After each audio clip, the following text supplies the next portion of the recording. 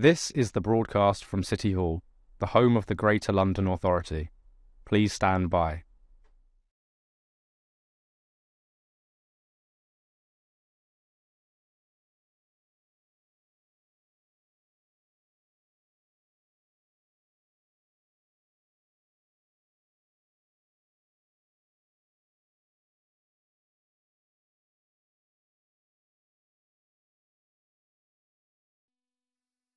This is the broadcast from City Hall, the home of the Greater London Authority. Please stand by.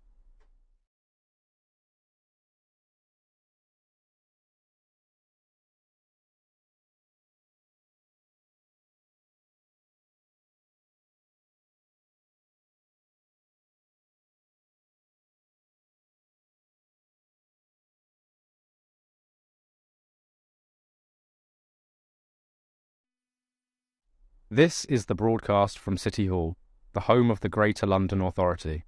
Please stand by.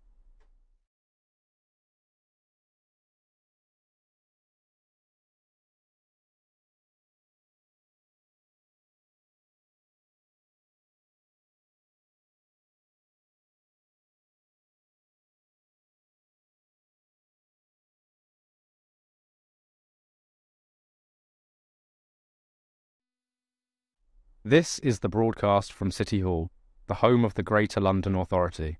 Please stand by.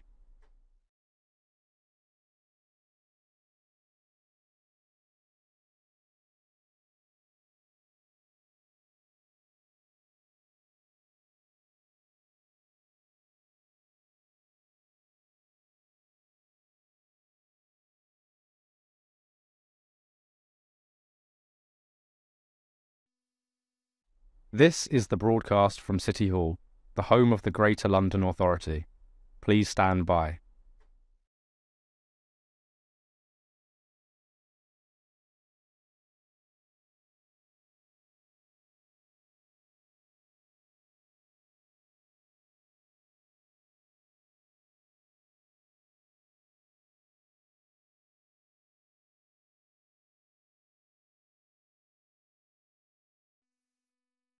This is the broadcast from City Hall, the home of the Greater London Authority. Please stand by.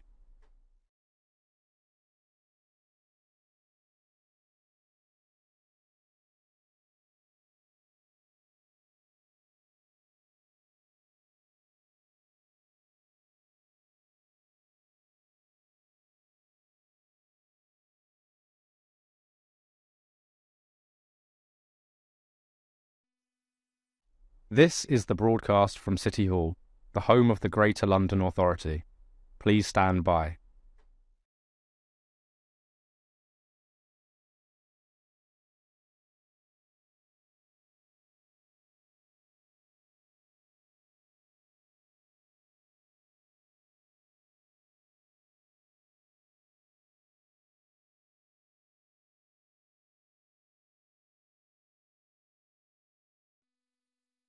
This is the broadcast from City Hall, the home of the Greater London Authority.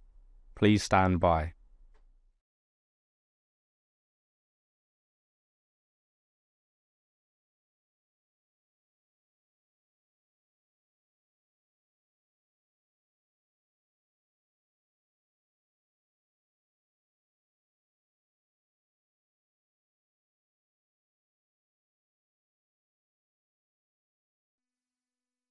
This is the broadcast from City Hall, the home of the Greater London Authority.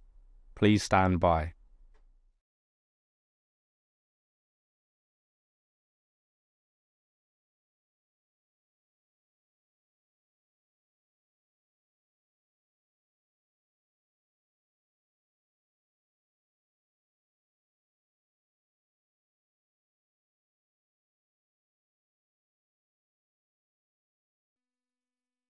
This is the broadcast from City Hall, the home of the Greater London Authority. Please stand by.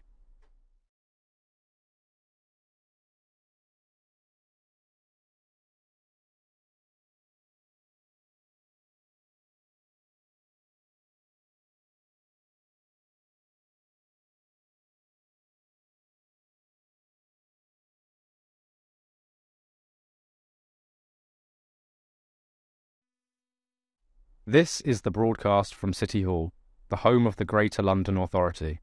Please stand by.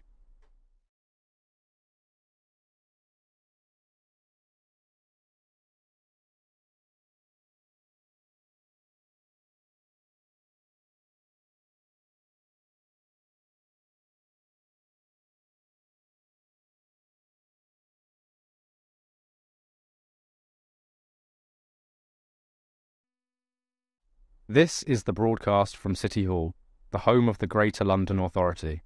Please stand by.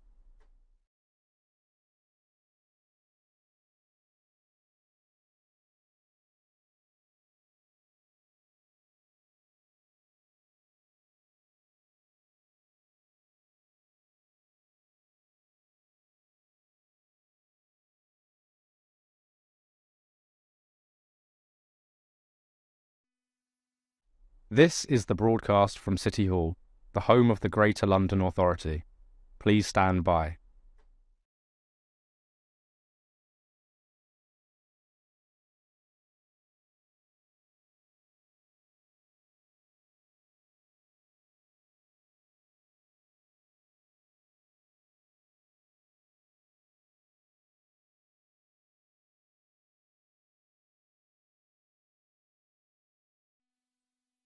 This is the broadcast from City Hall, the home of the Greater London Authority. Please stand by.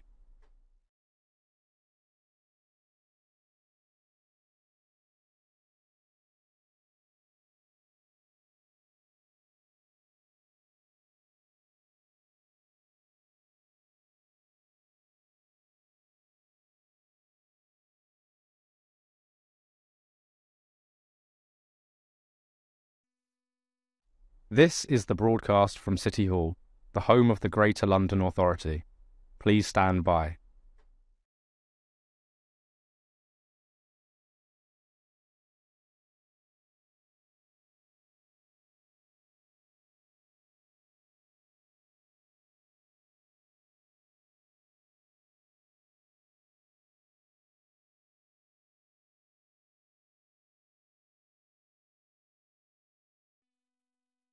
This is the broadcast from City Hall, the home of the Greater London Authority. Please stand by.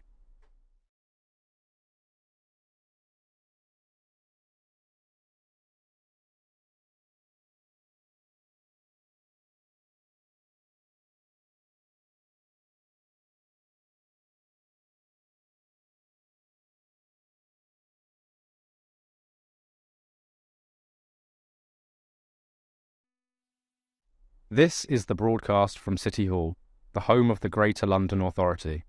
Please stand by.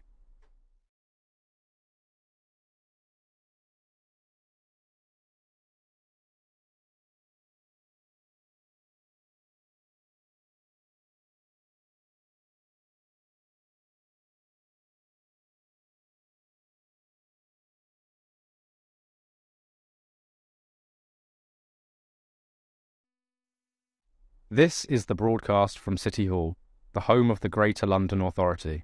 Please stand by.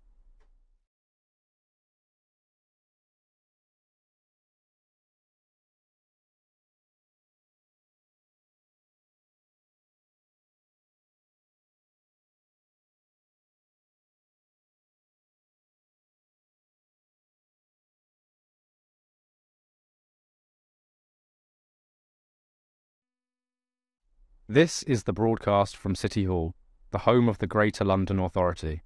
Please stand by.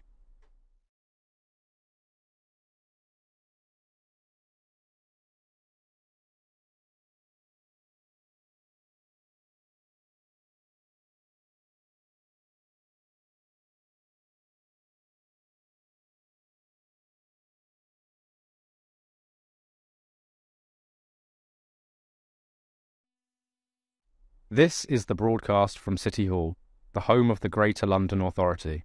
Please stand by.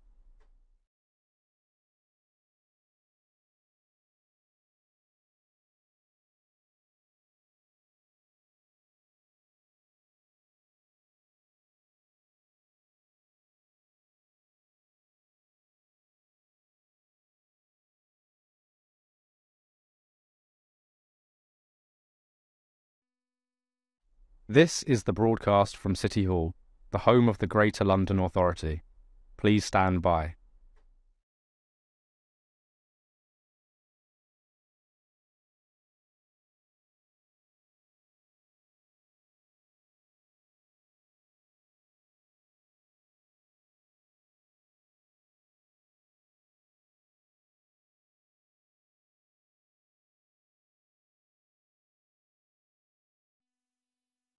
This is the broadcast from City Hall, the home of the Greater London Authority. Please stand by.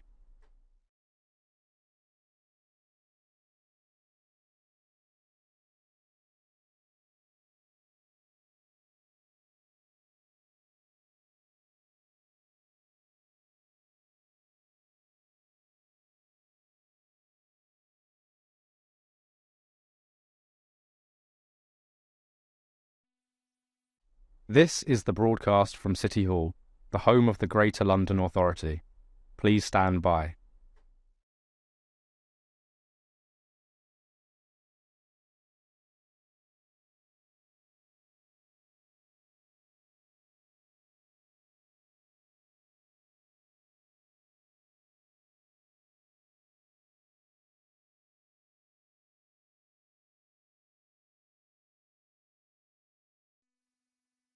This is the broadcast from City Hall, the home of the Greater London Authority. Please stand by.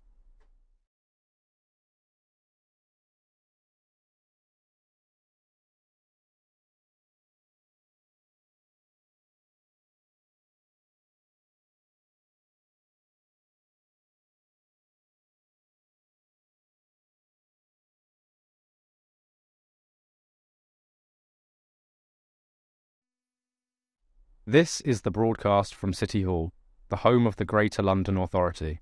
Please stand by.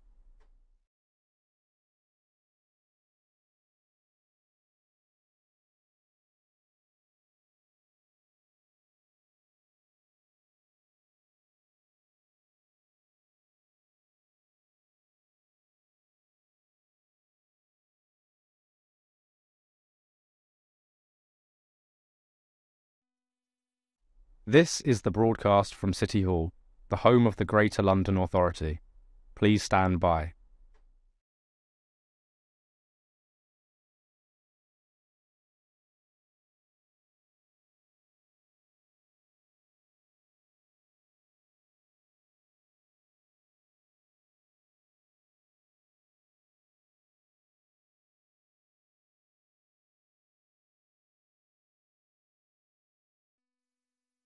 This is the broadcast from City Hall, the home of the Greater London Authority. Please stand by.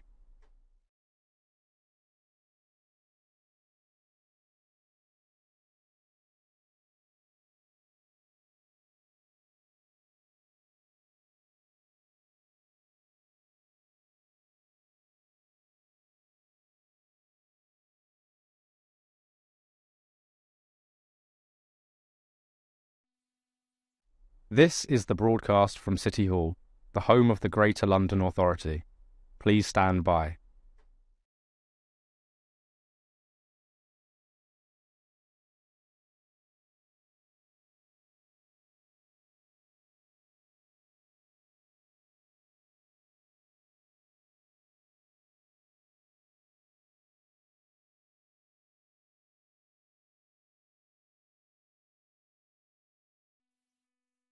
This is the broadcast from City Hall, the home of the Greater London Authority. Please stand by.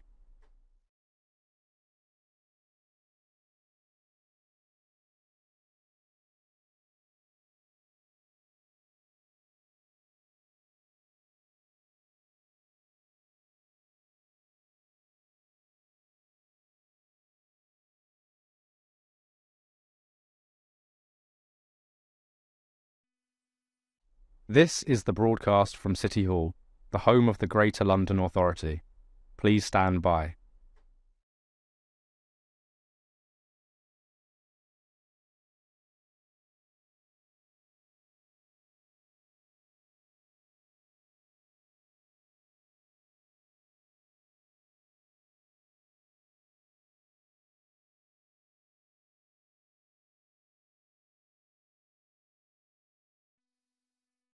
This is the broadcast.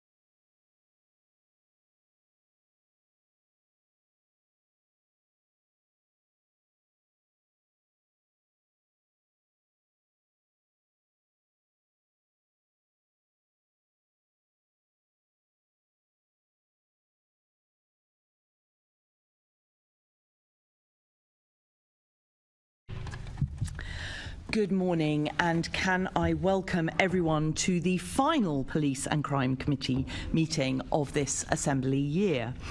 This morning we will be holding a discussion on Baroness Casey's review into the standards of behaviour and internal culture of the Metropolitan Police Service 1 year on.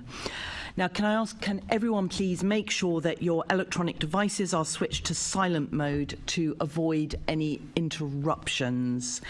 And can I now ask our clerk, Lauren Harvey, if any apologies have been received? Thank you, Chair. We've received no apologies today. Thank you.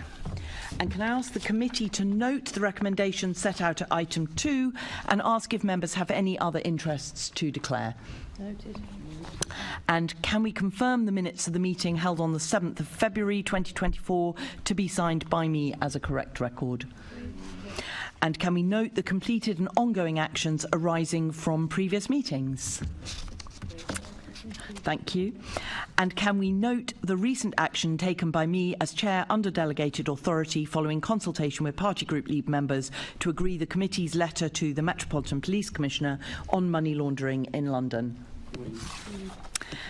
So we now move on to our main item of business, and I would like to welcome our guests. Sophie Linden, Deputy Mayor for Policing and Crime. Good morning.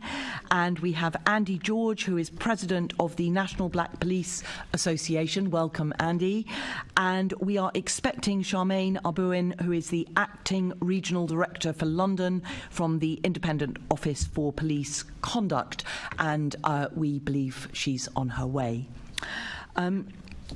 So just before we get into our main questions on the Baroness Casey review 1 year on, I wanted to just pick up on the Angiolini inquiry that was, or the sort of first part of it that was published last week, which was looking into how a Metropolitan Police officer was able to abduct, rape and murder Sarah Everard back in 2021. And I think, you know, as we all listened to Dame Alice Angiolini speaking live at 10:30 last Thursday, it was absolutely devastating hearing that sort of list of missed opportunities and red flags that weren't picked up. And I think it highlighted to all of us really the huge task the Commissioner has to fix the foundations of the Met, as he describes it. So I was wondering, starting with you, Deputy Mayor, if you could share just your immediate reflections on the Angiolini inquiry and what that sort of means going forward for the Met. Yes, of course. Thanks, Chair. I mean, I think I share your and probably everybody on the committee's reaction when I watched Lady Angiolini's statement and read her document over the weekend, her inquiry report over the weekend, and it is devastating. It's really devastating, and it's heartbreaking, and it's so important that the report started with the voice of Sarah Everard's mother, and that's what, of course, I'm sure her family and her loved ones are in our thoughts and prayers today and over the weekend as we marked the 3rd anniversary of her absolutely brutal murder. What is devastating about her report and her statement is that, exactly as you say, is those missed opportunities from three separate forces thought that Wayne Couzens was somebody who should be given a warrant card and somebody who should be given the trust that a police officer who wears the uniform is given, and that is devastating. And her recommendations are twofold: one about improving the vetting system and improving the ability of forces not to admit people who are clearly totally unsuited to be a police officer, such as Wayne Couzens, and those are national policing. Those are recommendations for national policing around vetting standards. College of Policing and the MPCC have been talking about that as well.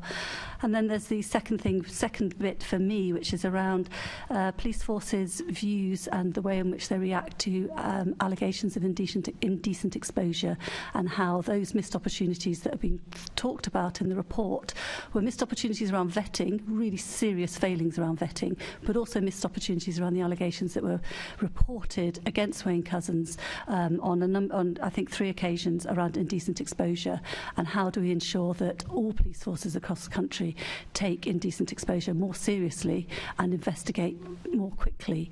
And it's not just actually and I think Andy Marsh said this at the police press conference in response to Angiolini, it's not just policing that needs to take it more seriously, sentencing in the courts need to take it more seriously as well, because at the moment I think it's a maximum 6-month sentence. So it's across the criminal justice system that we have to see a better response to allegations of indecent exposure. Thank you. Can I welcome Charmaine Arbouin, who's arrived. Welcome, Charmaine. Charmaine is the Acting Regional Director for London from the Independent Office for Police Conduct. We're just talking at the top of the meeting about the Angiolini inquiry, and I was just going to move to Andy for his reflections on the Angiolini inquiry. I think the first thing I would echo Sophie's sentiments around our thoughts, prayers and condolences to Sarah Everard's family. Both Sarah and her family deserve for reports like Baroness Casey's review, for Lady Angiolini's review, to have the maximum impact that it possibly can across policing. It's one of the latest in a long line of reports laying bare the culture, standards and ethics within policing, unfortunately, and it's hopefully going to be the last one in that long line, and the one that finally does bring about change. I would echo again what Sophie says around the 3 points around vetting decisions. We had found a disproportionate number of black, Asian, minority ethnic applicants not getting through the vetting system, and it's, from our association's point of view, it's probably telling that somebody like Wayne Couzens was assessed as being fit to carry that privilege of being a police officer, and it needs to be seen in that vein. He was somebody that was meant to keep people safe, and he committed the most abhorrent act and the breach of trust that ensued, which has an impact on all of us. The vetting was one thing that I think definitely needs to be looked at. Again, as Sophie says, the bit around indecent exposure and how we actually deal and assess. But I think the extra one that I would say is around the cultures, which Lady Angiolini again echoed, and it linked into Baroness Casey's review as well. But I think the culture, standards and how we treat people that raise issues, that have the bravery to stand up, to call out misogyny, racism, homophobia, all the other abhorrent things that happen in culture, that can be sometimes normalised. So for me, that's one of the big things that we really need to see. There was one part from the report which really struck me, and I think was probably where it's at and what needs to happen, but it was policing needs to grasp fully the extent of the cultural problems it faces and the way that it affects the public it serves. It needs to do better than make further changes to policies, guidance and training, although these are important and worthwhile. All policing leaders need to rethink fundamentally how they lead their organisations to ensure that certain types of behaviour, from the unacceptable to the criminal, are never tolerated. So that for me is the key thing that we have to do. We have this pattern after Casey, after Up Hutton, after Child Q, now with Lady Angiolini, of having people coming out apologising, promising to do better, saying that we have made progress, but there's more to do. We can't keep going in that cycle. We must make sure that we do right by Sarah Everard and by all of the other families that have lost loved ones. Thank you, and I think that that piece about the kind of the way that behaviours were seen as being not that serious, and actually, if there is going to be that full review of culture, then you have to get to a point where where you don't allow things to become normalised, things that shouldn't be normalised become normalised, and it shouldn't be brave to stand up to point those things out. Charmaine, do you have any sort of just immediate reflections on the Angiolini inquiry and kind of what that means for police reform? First, to apologise for arriving late. Absolutely, don't worry. We know this is a complicated place to find. It is. Way to make an entrance. Just to say that I would echo probably both the things that both Sophie and Andy have said already around our thoughts really being with the family of Sarah Everard and with her friends, but actually with wider society, because it affects us. It affects us all. I think the initial aftermath, but then particularly seeing the Part 1 report, are quite shocking. They would be shocking in any circumstances, but whenever you consider that this was a serving police officer, the damage that does to public trust is immense, and that, I suppose, from an IOPC point of view, is one of the things that we're most focused on trying to address, and hope that some of that will come out of the recommendations and people taking on the recommendations that are in this Part 1 report. Like Andy, I think for us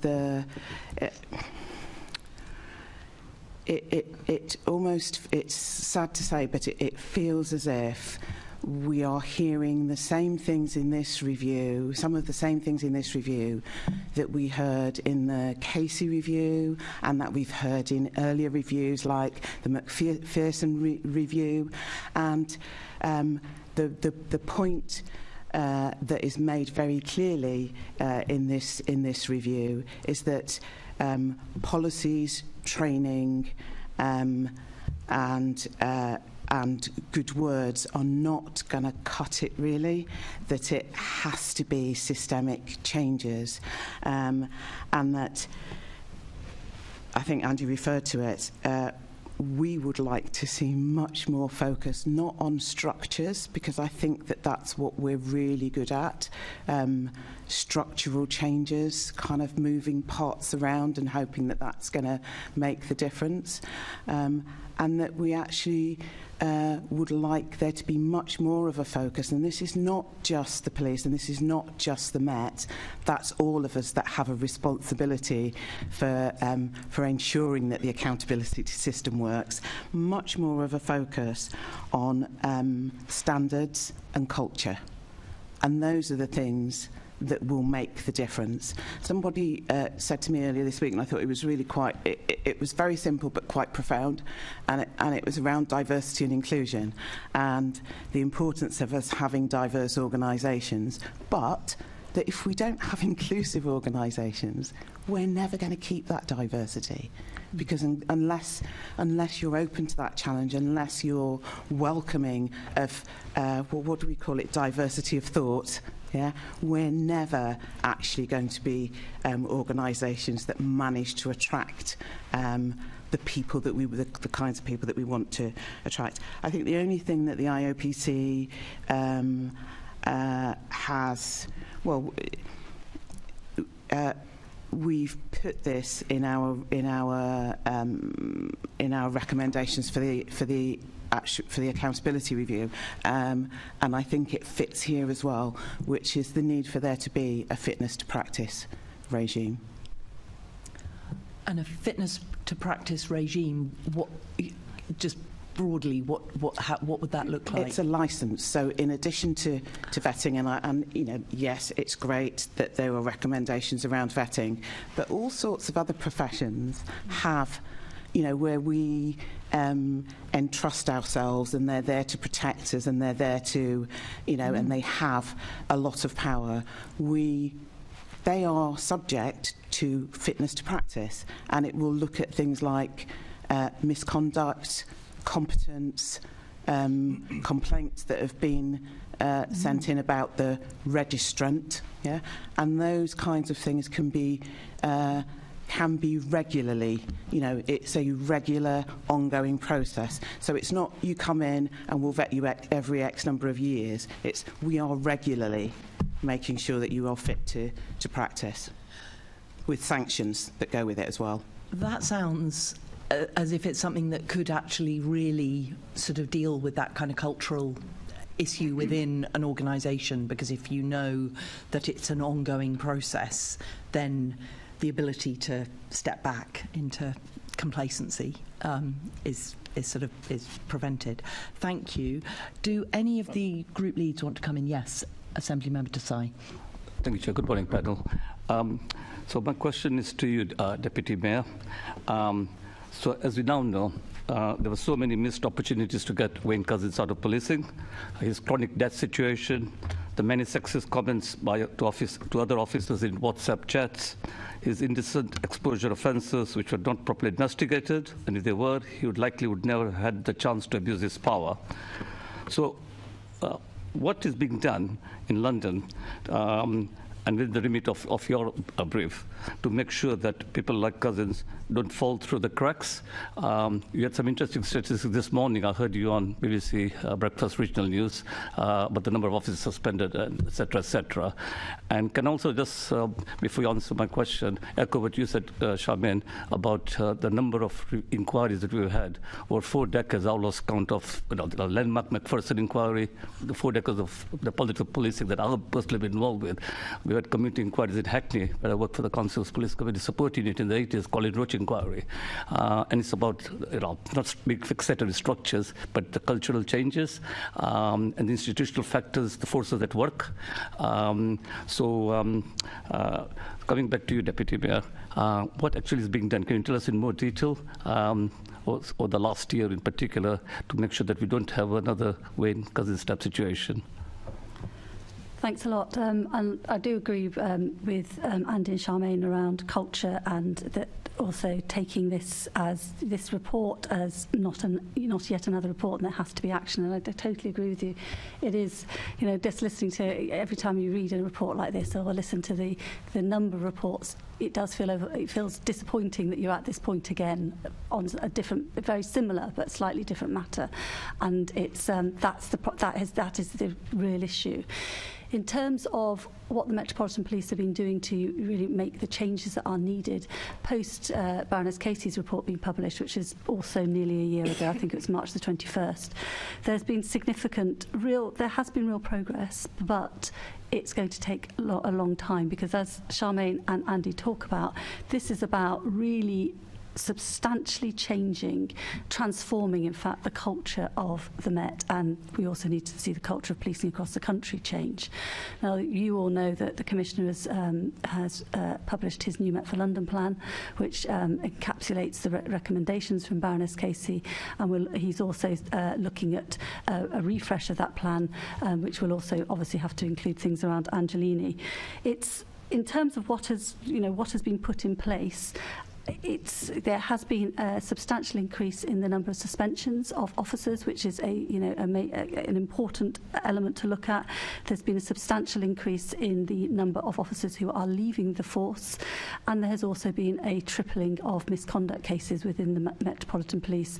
That, for me, shows you the grip that the senior leadership of the Met are taking, have got on the Met in terms of really trying to make sure that those officers and staff that are employed by the Metropolitan Police are people who should be within a service that we entrust our liberty with and our safeguarding with. But that's just one element of it around misconduct, because actually for me, if you get to the point where you're dealing with misconduct, that shows that you have not embedded the values and the principles and the change of culture that you need within the Met. Now, as part of New Met for London, the Commissioner has been very clear about the values that he expects his officers and staff to show in their everyday business, and it is about those standards, and the Commissioner has been very clear about what standards are expected within the Met. And so there's the dealing with the misconduct, making sure standards are embedded. There's some way to go on that. I'm not saying that's a finished piece of work in any sense. And then alongside other forces, the Met have also data washed everybody that's employed by them against the Police National Computer and the Police National Database to pick out any, to make sure that they know where there have been criminal allegations or information or intelligence against people that are working within the Met. Those are very practical things that have happened since the new leadership of the Met. So I think Deputy Premier said earlier that a lot has been done. I acknowledge that, and there's still a lot more to do, and it's going to take quite some time for some of the more fundamental changes to be put into practice. But can I ask you this question? Are you more confident now than you were, say, last year that Wayne Couzens would not get into the Met that easily? The Commissioner's I'm not saying that you can be absolutely confident. Yeah, the Commissioner's team are doing everything they can. One, to make sure that the right people join the force, and two, to make sure that the right people stay within the force. And the things I've outlined before around misconduct, data washing, the supervision and the leadership training they're putting into the Met is part of that process, part of the process to ensure that, to make sure every sinew is strained to make sure the right people are in the Met and the right people stay in the Met and the wrong people are ejected from the Met. Thank you. Thank you, Chair. Thank you. Assemblymember Hall. Good morning. Obviously, all the recommendations are really important, and I know we've only got a few minutes. Which one would you, if you had a magic wand, which one would you say, right, bang, that's done? That's a very difficult question because that's my job, Sophie. I know, it's unfortunately my job to answer them as well. I think the foundation for me, the foundation would be to make sure that the vetting process is absolutely right, because that's just a foundational thing, that you've got to make sure the right people are in the Met and the right people stay in not just the Met policing. So that, for me, and in typical fashion, that doesn't just mean vetting of people coming into this. It means actually, if you fail vetting as a police officer, there should be, for serious criminal offences, there should be automatic dismissal. Absolutely, we're in complete agreement, Sophie. I know. Who knew? You should mark that down, Susan.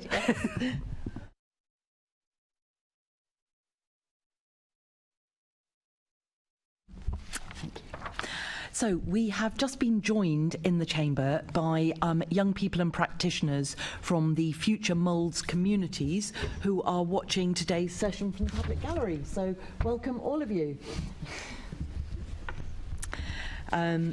So put that over there, and we're now going to move on to our main questions, and the first section is just a bit of a look at the overall progress on the Baroness Casey review 1 year on. Now, when the review was first published back a year ago, Andy, you said, and I'm actually going to quote you, this has to be our line in the sand. This has to be the day and the time that things change forever. And the IOPC said that it must be a watershed moment for the leadership of the Metropolitan Police. And so we're now a year on, and so we're kind of having a look.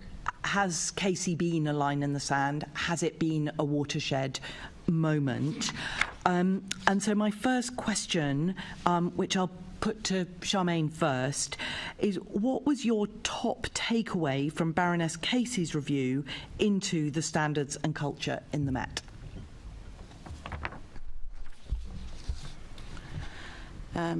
I think that one of the phrases that sticks with me from Baroness Casey's review is a description that I still recognise, which is there is a tendency to be defensive and to argue against any criticism and to call it unfounded. I'm paraphrasing here, so that's not what it actually said, yeah? And then to only grudgingly accept that criticism whenever there is irrefutable evidence. And then to present a 500-point plan of action for how we're going to deal with this, and to present that plan as this is all done and dusted now. Yeah. And I should actually, no, I'm going to carry on, yeah? And I think that is, I've only been in the IOPC for 6 months, so you can take as much notice or as little notice of what I'm saying.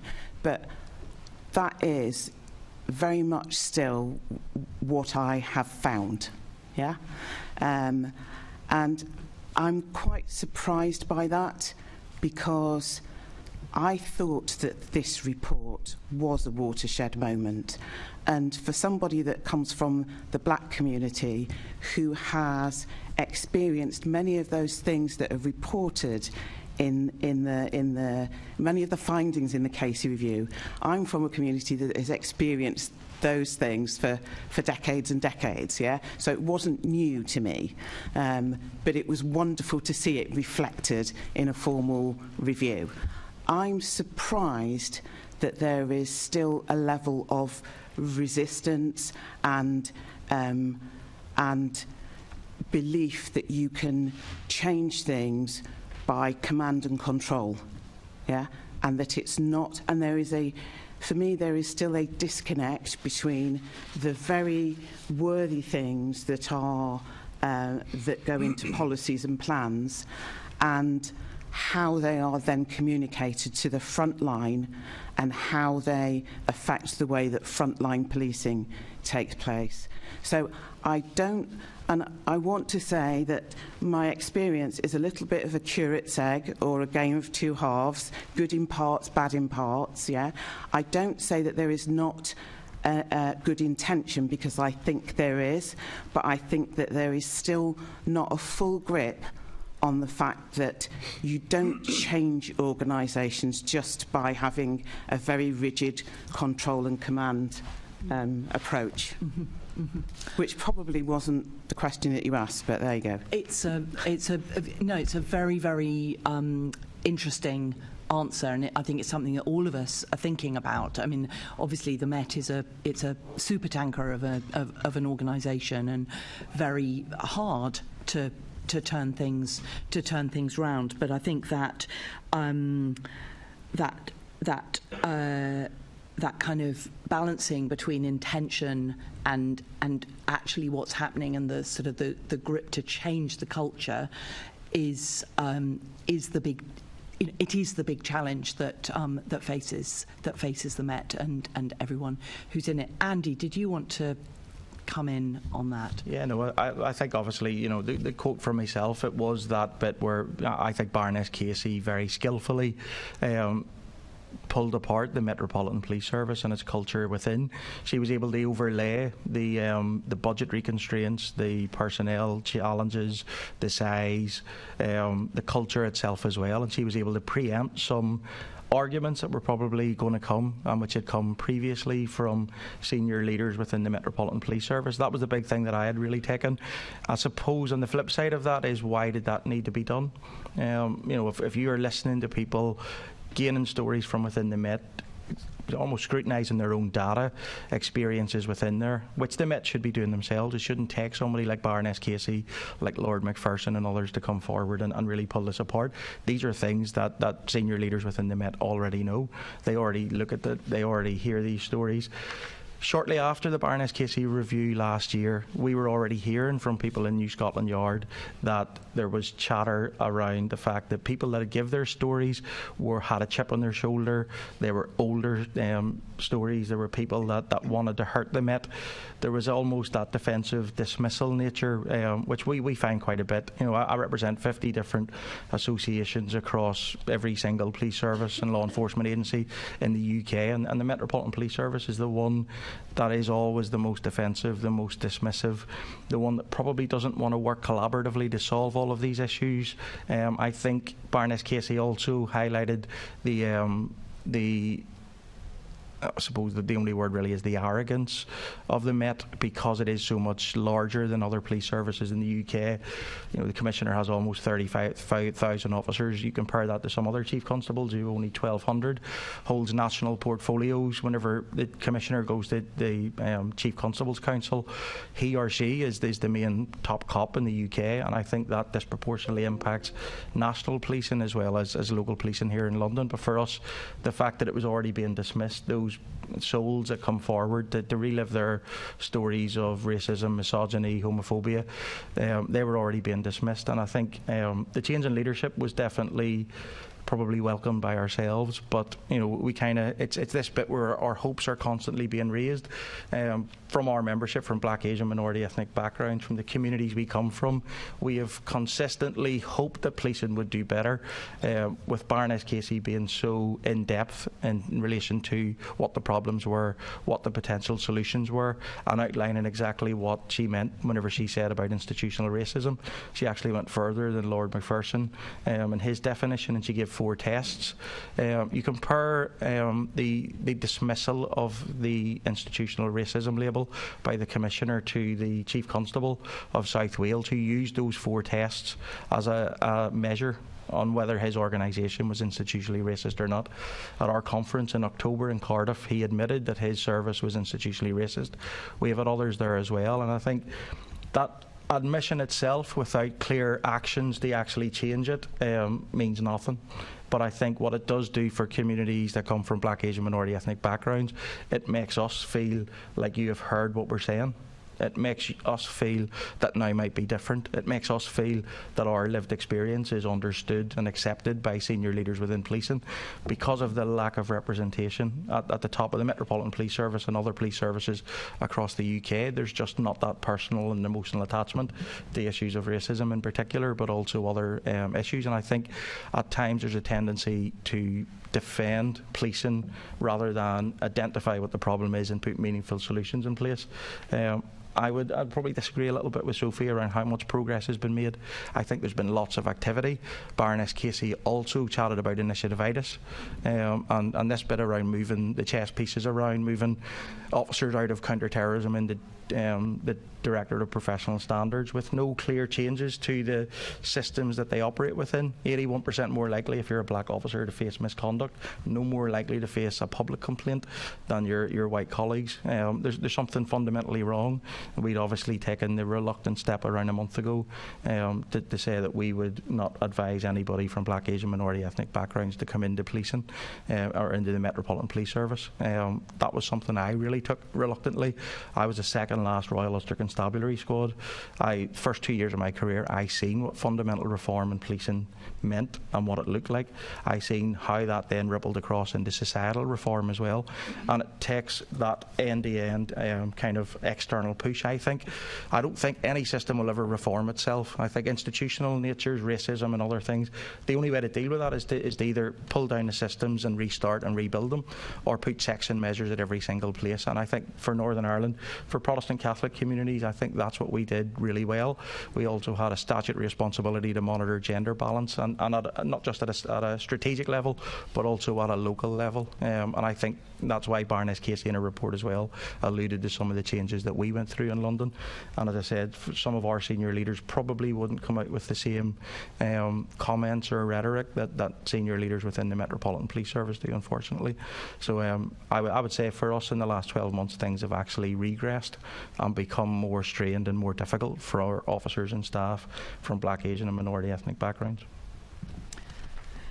Thank you, and that gives a real sense of the scale of the job to be done. And I think both of you talked about, the years of knowing about the institutional racism, and I think so that both from the position of people serving within the Met, but also from the position of the people who are policed, so the Londoners, the black Londoners who have experienced being stopped and searched or have experienced disproportionality in some other way.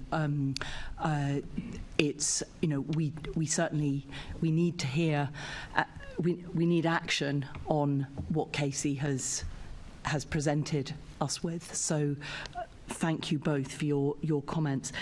Deputy Mayor, Caroline. Can I just follow up very quickly? Yes.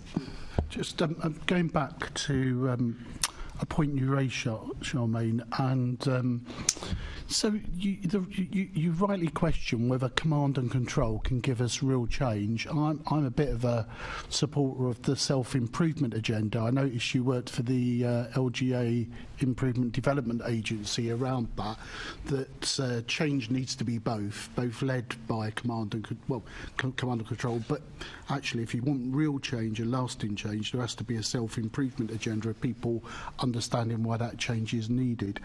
What do you think, partly then going back to where we talked about other agencies trying to influence the Met and the arrogancy of the Met, which I can sign up to and fully understand about some of those issues. What do you think those agencies could do to encourage that self-improvement agenda, which is there in part in the Met, but is it really rooted in the Met, throughout the Met, around that, to get that lasting change? I think one of the things that is incumbent upon us as other agencies is to work together better. Yeah, and it's something that I think Sophie and I talked about whenever we first met last year. We have different powers, we see different issues. It is not helpful for us to approach the Met from, 10 different directions, and they're being inspected and they've got oversight, and they've, it's not really helpful that those that those interventions don't kind of come together in a coordinated fashion. And I think that if we did that, and in fact Andy and I were talking about this around complaints from black officers, if we did it in a way where we were able to distill out the common themes and the priorities, I think we could make it so much easier for the Met. But I think it would also be much easier for us and for our communities to actually hold the Met to account. Because one of the things that the Met, and not just the Met, lots of organisations, lots of public sector organisations have become very good at producing reports and, responding, action plans, But and I hold my hand up, the IOPC does not have a remit for going back in after we've made learning recommendations and checking that those learning recommendations have actually been followed. It falls to MOPAC, but I would question whether all of us as agencies could dedicate much more time to trying to coordinate our efforts. Thank you. So I'm going to come to Sophie now. Sophie, what do you believe were the biggest challenges and the biggest opportunities for policing identified in Baroness Casey's review, and how well do you think that the Met has responded to these? So in terms of Baroness Casey's review, sort of, you also asked what the biggest takeaway. I think for me, it was the story, it was the personal testimony of officers and staff, as well as the robustness of the analysis of the data and the evidence that was in the report that was so compelling, which made it a report that should be and will be, it has to be a watershed for policing in the Met, and it should be a watershed for policing nationally as well. I think the recommendations within Baroness Casey's report are, clear around the importance around standards, clear around the importance around, there need to be a better service for women and girls, because women and girls, and also very clear around the need for a rebalancing of the Metropolitan Police so that the poor relation that frontline policing had become, it no longer is that poor relation.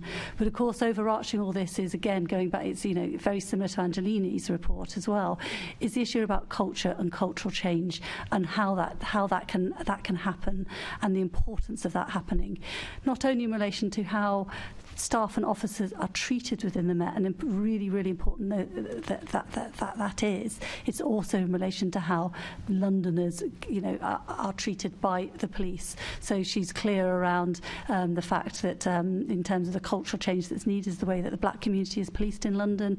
Really clear recommendations around stop and search, the need for a stop and search charter.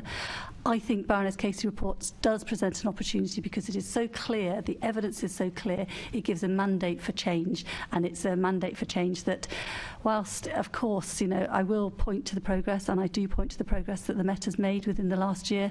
As the Commissioner himself said at the London Policing Board yesterday, he did say, progress has been made, but there is a long way to go. And I agree with Andy that, there's some, and although there has been progress, it has not been enough yet.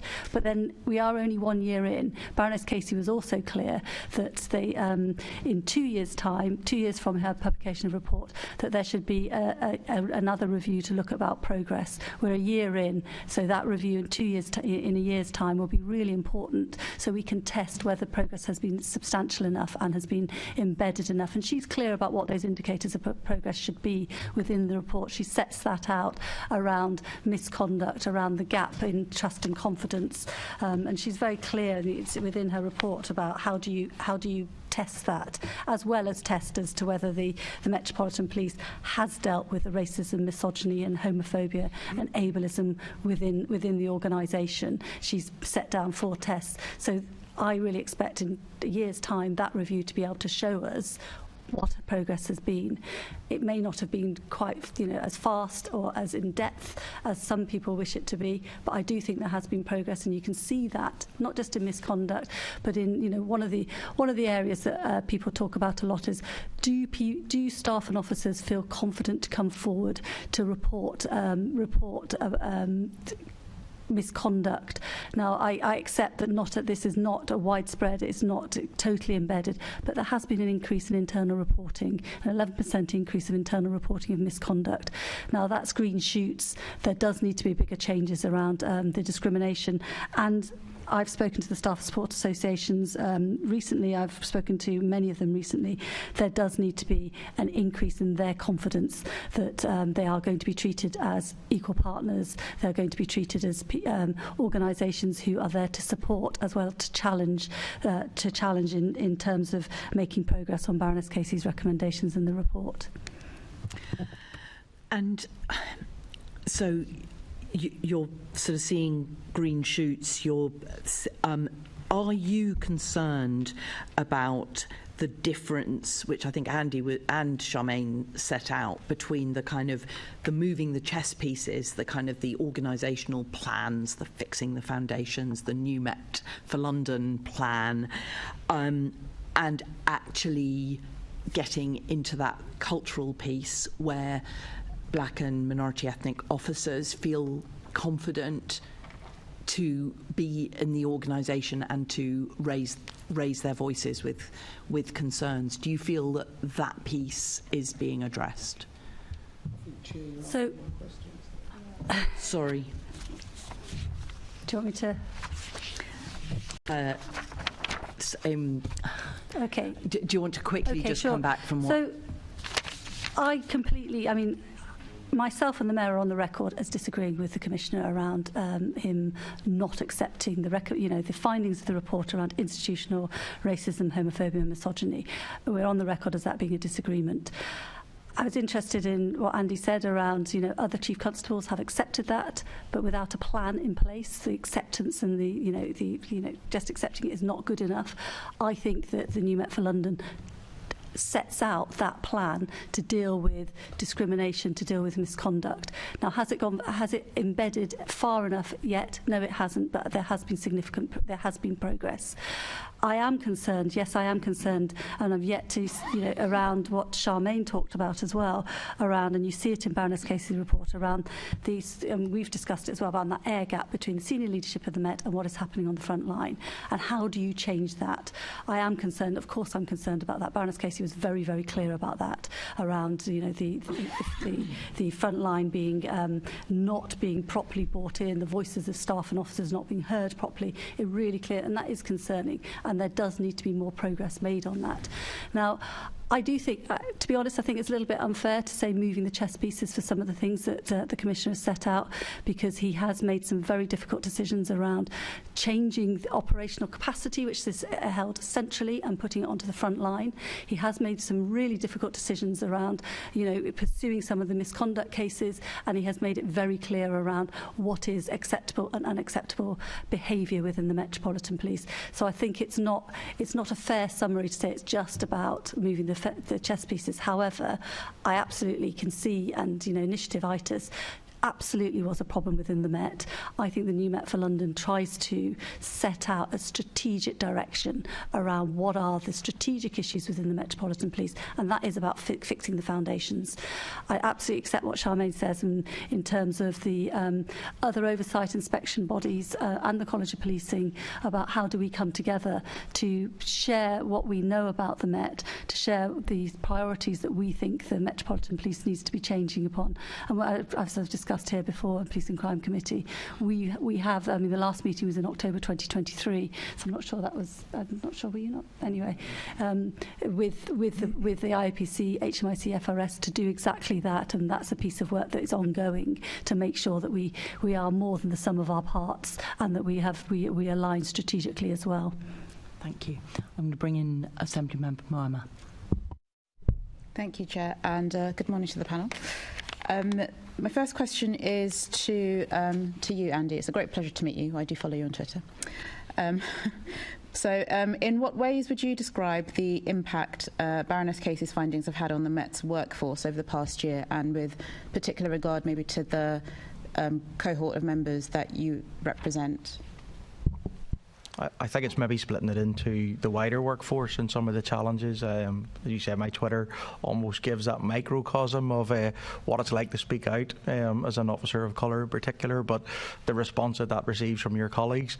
As well as that, though, I think the wider piece, the workforce probably feel under attack. And that's the wider workforce in the Met. You can see that coming in some of the things that are said and done. They feel like they're being unfairly treated, and that the media in particular is portraying them in a negative light, and they don't think there's enough balance. I would disagree with some of that. I think the media have highlighted lots of different incidents that have come up, but we have to remember there's a lot of things that have happened culturally as well. The erosion of pay conditions, pension, the withdrawal of numbers, budgets, the increased demand from other services which have come in. So the work that policing does in general has changed quite a bit as well. So you overlay that on top of some of the other challenges that we see through Casey and Angiolini and others. So I think the wider workforce feels like that. That, though, has a big impact on our membership, because our membership come from the communities that we are seeing, that are impacted by these reports, by these issues.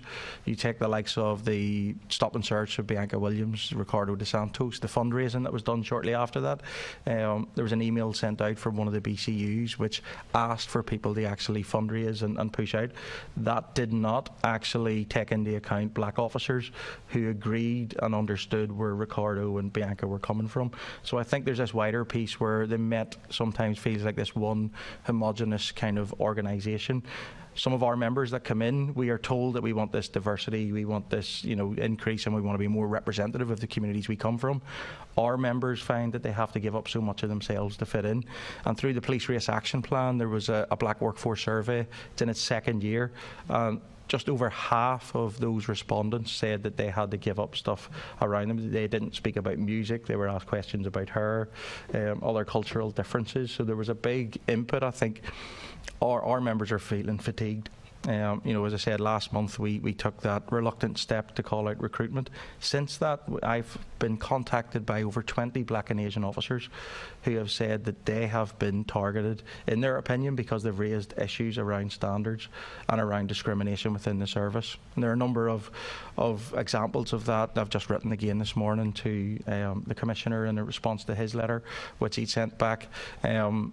There's a feeling like we're almost, as we hit 2024, I think there's a feeling that we're almost in like a PR type kind of part of this new Met for London as well. We had firearms officers.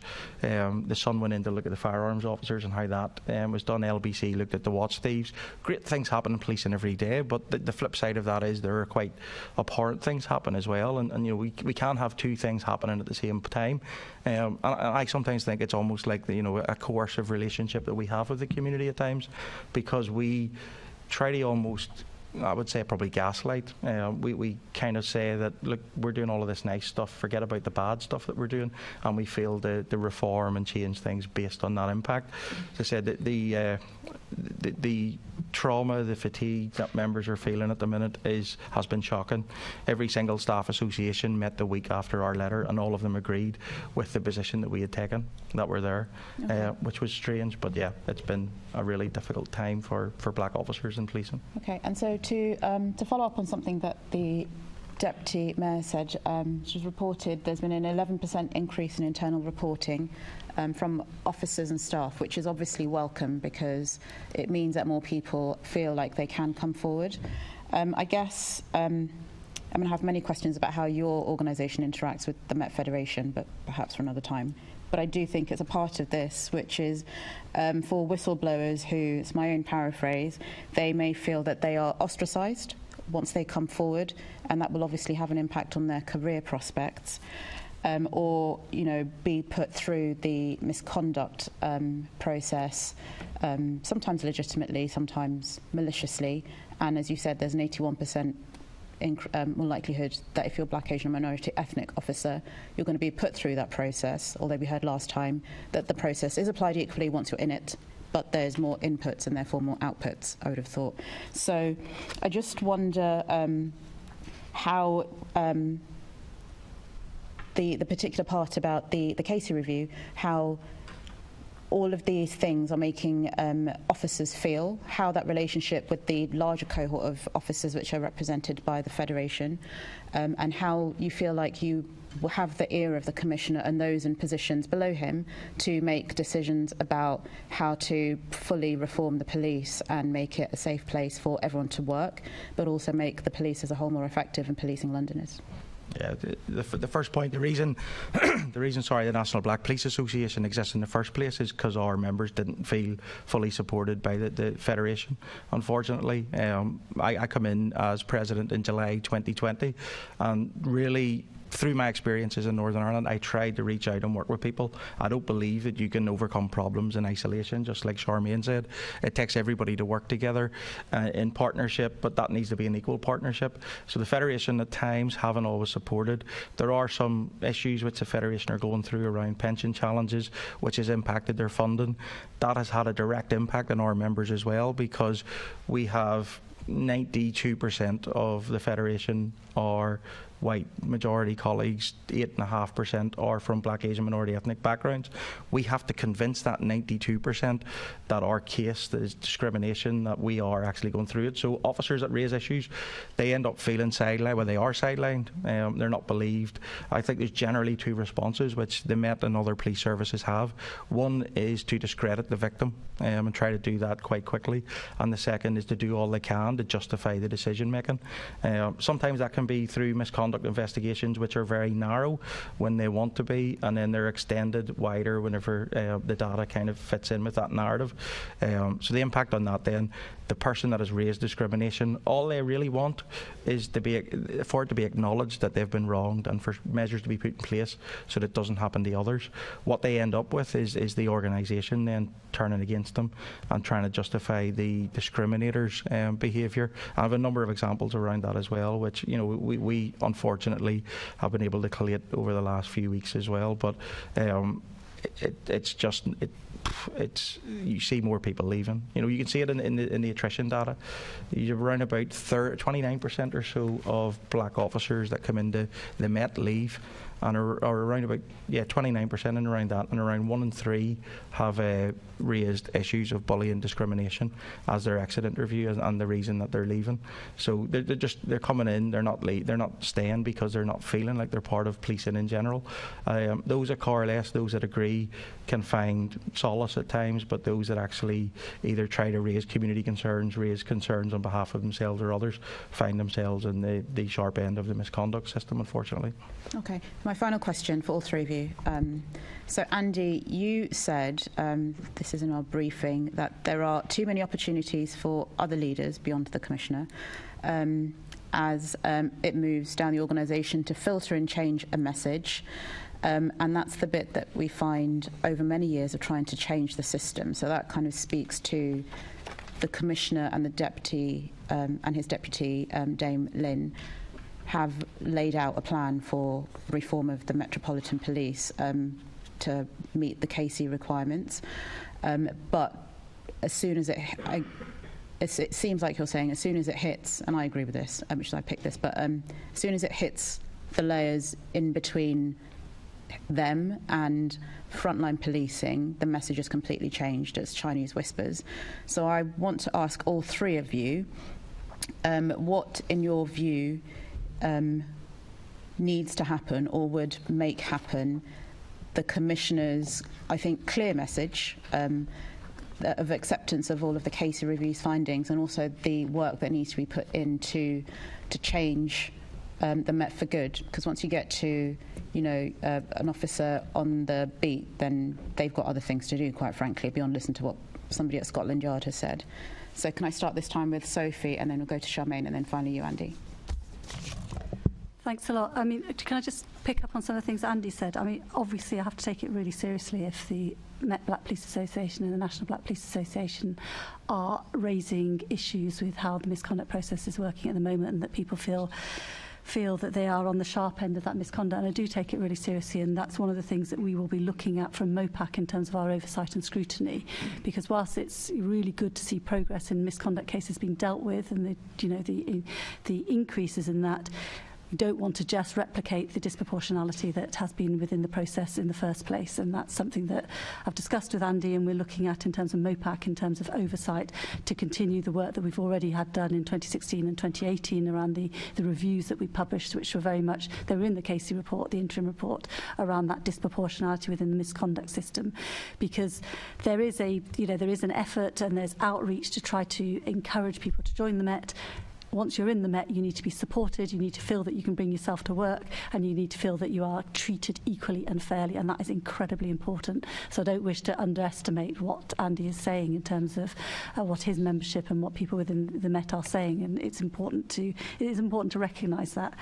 In terms of what you're saying about the communication that from the senior leadership of the Met around the new Met for London, and the values and principles, and how that can be translated, and the front line, and it can be through a large organisation. That really is about transformation and cultural change. That there's structural change that is happening around Directorate of Professional Standards and things like that.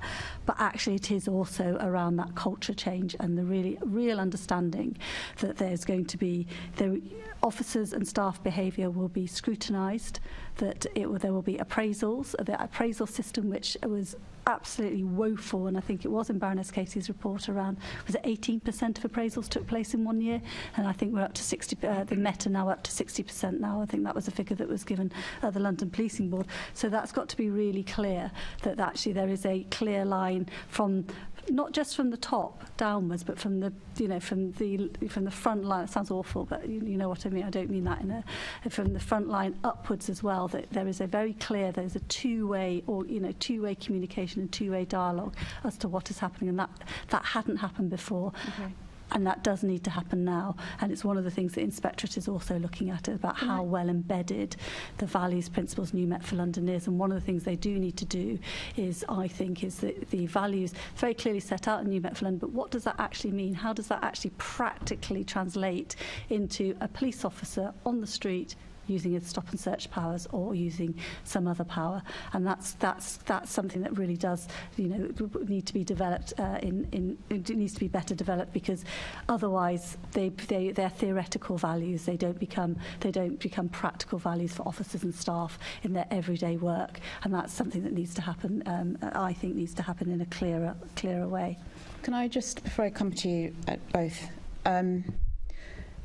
so in the case of Sarah Everard and what happened subsequently in the investigation, one of the things, and we've talked about the increased numbers of people who've been put through misconduct and so on, but in reporting, only one officer, a relatively junior female officer, has been charged or seems kind of at least reported to the public, has had action taken about I think she was one of the receivers, she didn't put a call through.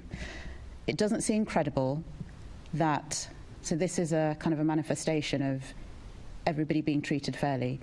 That person, who we shouldn't name, but that person was in the force for a number of years, and one junior officer, after all of that person's contact with officers of the Met and Kent over a number of years, only one person has been done for gross misconduct. It doesn't seem credible that that is a reflection of a process which is treating everybody fairly and equally, and people are there are consequences for officers' actions. It's less of a question, but more of a, if that's still happening, then what comfort can people take if they know that the most junior person or the most quote-unquote outsider person, in the case of the Black Police Association, the Black Asian minority ethnic officer, is going to be pushed out. Everybody else is still in the force or has retired, I assume. And I just think that's what Londoners see, and I don't discount any of what the Commissioner and others higher up are doing, but he has said this thing needs to happen, and the outcome is that one junior officer in that example has been tried and has been removed from the police. And there's something missing in between, I guess, is the point I'm trying to make. I think in terms of the misconduct process, I mean, that's a fundamental question, isn't it? It's about, are black officers being treated fairly? And we know they're not. And in terms of the Sarah Everard case, I haven't got the details of what happened to other officers or anything like that, so I can't answer for that. But that is the fundamental question, isn't it? And the fundamental question for me is, not in the fairness of that treatment, are black officers being held to a higher standard and white officers being not held to that standard? Or is it the other, what is happening? And it's really important that there is that confidence amongst all officers that they'll be treated fairly. And clearly there isn't, whilst there's been progress, that confidence is not there in as strongly as it should be. And it only will be when actually the misconduct process in its entirety, including how you get put into the misconduct process, which is where the real disproportionality sits, until that changes, and until that people can feel that and can see that their people, officers and staff are being treated the same. Thank you. And then to Charmaine and Andy, and I'll back to the chair after that. Okay. I think you've partly said what I wanted to say. Just going back to a question that Caroline asked, which was about opportunities and biggest opportunities, biggest challenges. Yeah. And for me, I think it is, I work for the IOPC, so I am going to say this, around improving public confidence and trust in the system and in the accountability system. And I think that talks to your point about how you communicate that message throughout throughout the Met.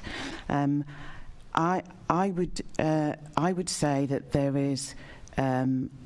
there is what people say and what people, and then that there is what people do and we all know, if we have children, that the way that, I'm not suggesting that police officers are children, please, that the way that we learn is by watching and seeing what our parents model to us, yeah? And I think it's one thing to kind of say, we accept these bits of the review. It's very different if what you see in your daily working life as a police officer is not that, yeah? And it's not that at lots of levels, yeah? So I would say it's not just frontline officers. I think that things like, it's not for me to say, but I will anyway. If you want to invite the Sun in and you want to do an expose on how difficult life is for a firearms officer, if you choose to go out to the press and say that other parts of the accountability system are the problem and that they're the bits that are failing you, you are sending a message to your officers that says it's not really us, the issue isn't actually with us. Yeah, I think that if you, on the other hand, if you choose to say scrutiny is a protection, yeah, it's really important for us to be accountable. We have incredible powers, and with incredible powers should come enormous responsibility, and we welcome scrutiny. Not that we think that those people that are scrutinising us are out to get us. And I think there has been a message which has said the IOPC, but not just the IOPC, other people like the Crown Prosecution Service, they're the ones that are slowing down all of the process. They're the ones that only talk about the bad stories. They're the ones that kind of make the negative media coverage. And I fear that in doing that, you are subliminally telling people the issue is not something that we have to deal with. It's these other people outside of the organisation. So for me, I think kind of changes in the way that senior officers engage with scrutiny and demonstrate that to officers would make a difference. I think that kind of being positive about oversight and saying we want our doors to be open, we want people to see this, we actually accept that by you coming in and looking at this, you're either going to give us a clean bill of health that says we're doing wonderfully, or you're going to point out some areas for improvement. And as a learning organisation, we want to know what those areas for improvement are. Okay, thank you. And then finally, briefly, Andy, I can feel the chair looking at me. Yeah, I think there's definitely that disconnect between kind of the top of the organisation and the bottom. We see it in operational activity like firearms operations, public order. We have a very clear command and control structure with gold, silver, bronze, or strategic, tactical and operational. That means that the strategy that the Commissioner or those senior leaders envisage is what is delivered at the operational end. It's what allows it to be controlled. Whenever we chat about diversity diversity inclusion initiatives, whatever we chat about, even the new Met for London and stuff, it isn't absorbed into the fabric of the organisation, and it's almost pushed back on as it does filter down. So what officers don't always see with these initiatives is how it impacts their day-to-day job, how building trust and confidence in communities leads to better information intelligence, which allows us to prevent harm and protect communities better. The links between our operational activity and these things just don't come through, and I find operational officers continually say that's just something senior leaders are doing, it's their new initiative this month, don't worry about it. And you see sergeants and inspectors almost translating that policy into what that operational activity will be. To pick up on the misconduct system as well, those 20 plus officers that have come forward to us. Sorry, we're coming on to misconduct. Oh, sorry. In the next no problem. bit. So we'll hold off. If we can hold those thoughts, that would be great. Can I bring in Assembly Member Bailey? Good morning, panel. I'm going to start with Andy, really. To what extent has the Commissioner engaged with the National Black Police Association over the past year around the reforms that are needed? We have had one meeting in the last year. I think it was well documented. He came in August, September 2022. I asked for a meeting, and I asked for a meeting to try to do what we could to share our members' experiences and to help policing, the Metropolitan Police in particular, to move forward. October 2022, that was denied. Didn't want to meet at that stage, even though the predecessor, Dame Cressida Dick, we did meet regularly, and my predecessor, the previous president before me, met regularly. So we have had one meeting, and that was to discuss institutional racism and whether it should be admitted to or not, and what the counterbalance was. I've also seen the Commissioner at different events as well, and he has almost actively avoided coming across and speaking or engaging. That is completely different to other senior leaders. Like, as I said, whenever we sent the letter on the 5th of February, the following week I was in a Northern Force. Similar issues, similar trauma by our members went in. That hasn't been publicised, it hasn't been spoken about, because that service brought forward race as a critical incident, freed up 2 of our members to work directly to the Deputy Chief Constable, and we are working with them to try to improve the situation. That doesn't happen in the Met, unfortunately, and as I said, we work across 50 organisations, been doing this for 25 years, represent around about 5,000 members, so we can pick up on trends, themes, we can see good practice, we can offer that forward, but that offer of support and collaboration just hasn't been received. Do you think it would be useful, because one of the feelings coming from the panel now is that the Commissioner may be sincere in his desires, but it's stopping at that level or not seeping through. Do you think it'd be useful to be able to speak regularly with senior officers, but not at the very, very top, to see how far down these changes are going, how the culture is being changed?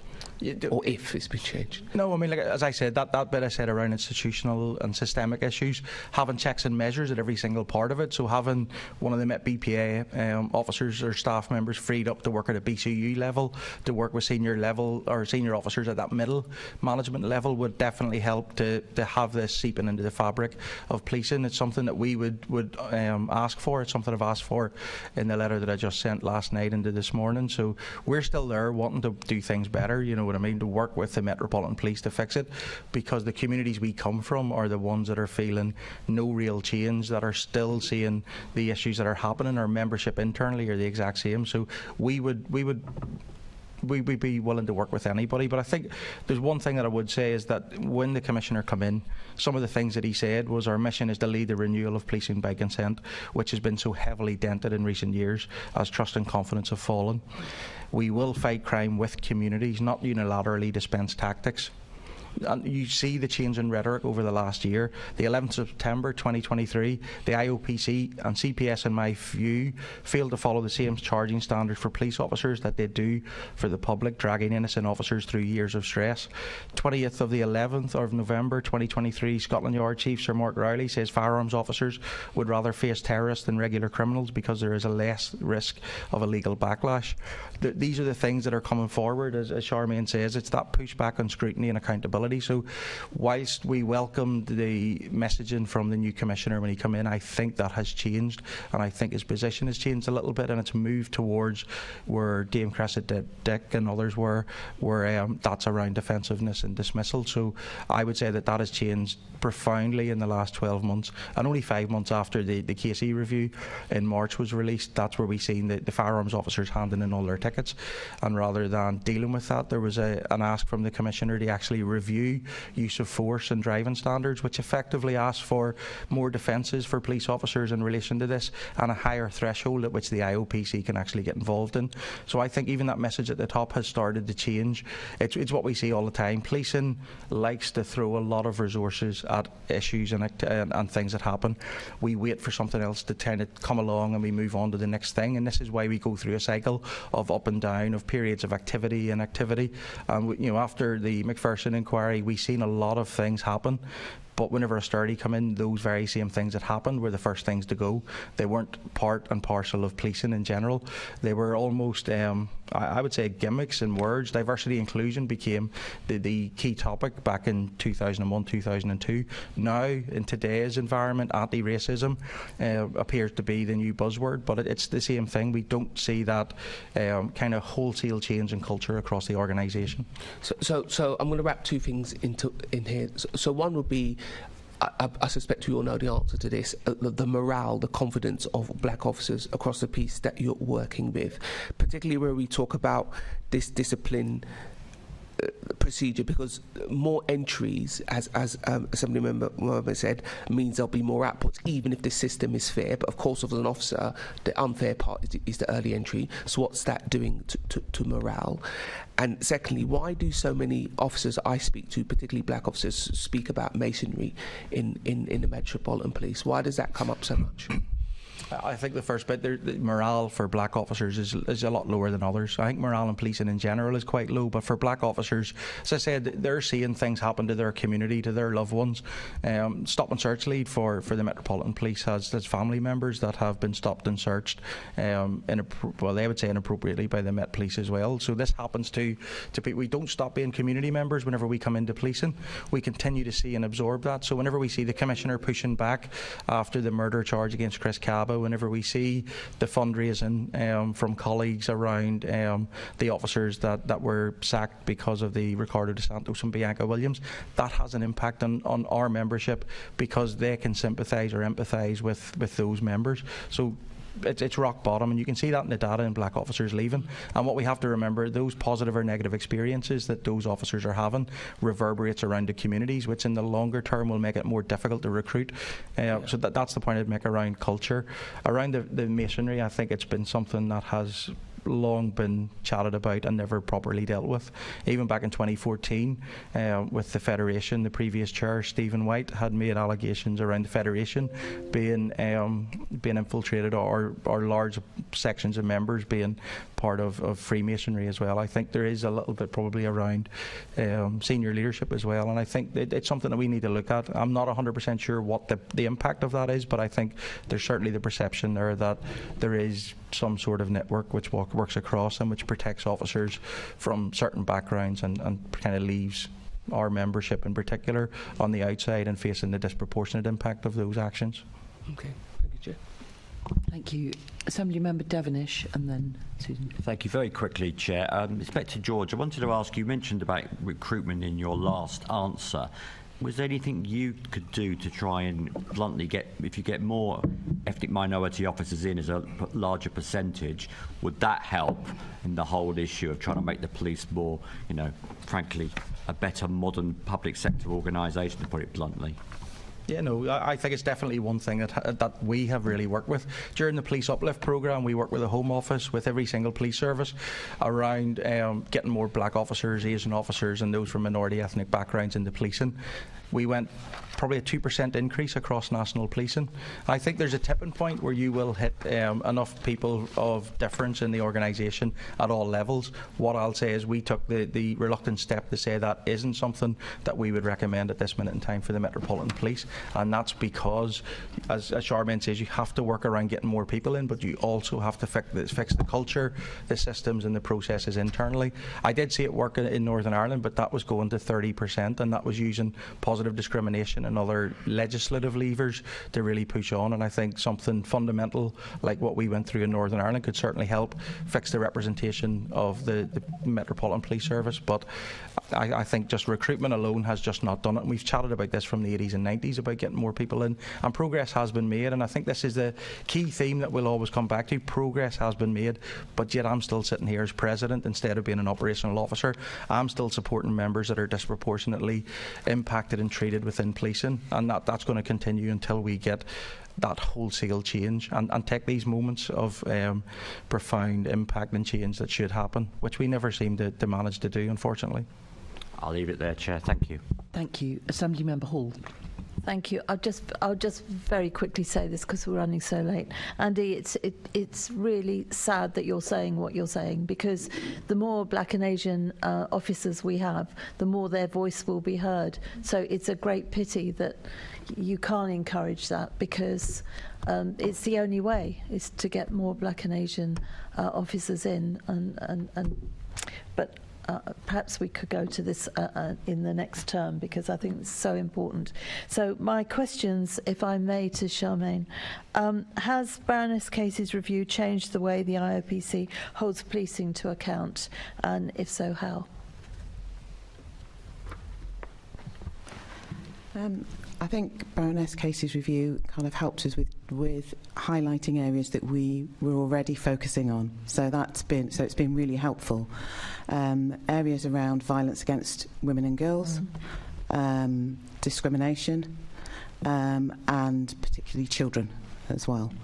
So in a sense. Just interrupt. We're coming to children in the next section. I won't say anything about it. Yeah.